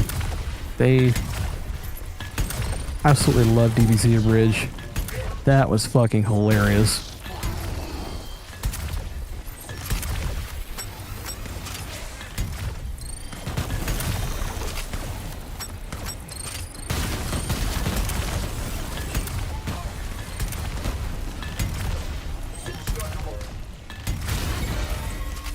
Well, I said that was pretty well defended.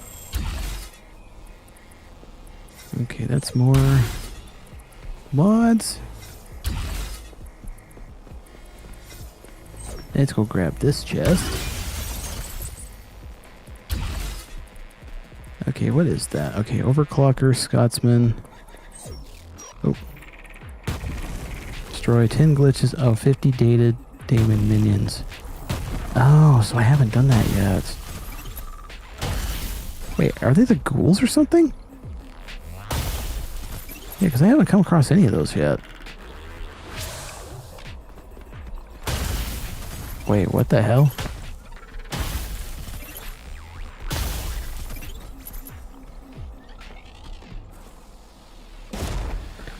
Okay, we need to figure out... I got the distance. I got the reach. I got the distance. I can do it. Ow. Oh, okay, hang on. Oh, okay. It's like discovering fire for the first time. Oh. Oh. Oh.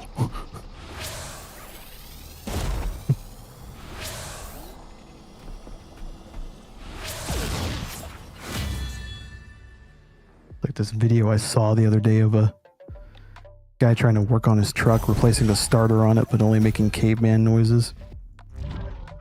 As soon as he got it fixed, turns on the truck and it starts right up. He goes, oh. So good.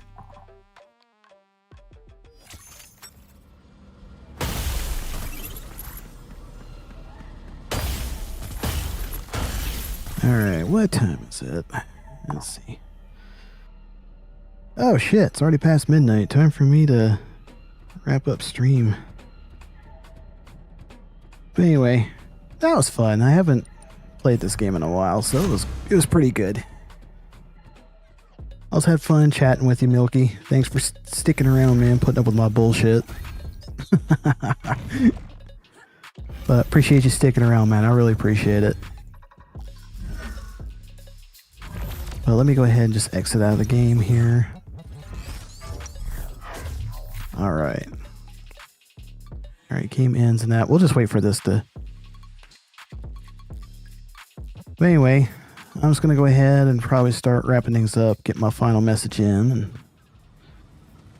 And as always, as usual, thank you everybody for tuning in, stopping by. If you just decide to lurk or if you're in the chat, just like Milky here. I wish I could figure out how to give you a shout out, but I don't know if they have that on Kick. But thanks for stopping by, man. I appreciate it.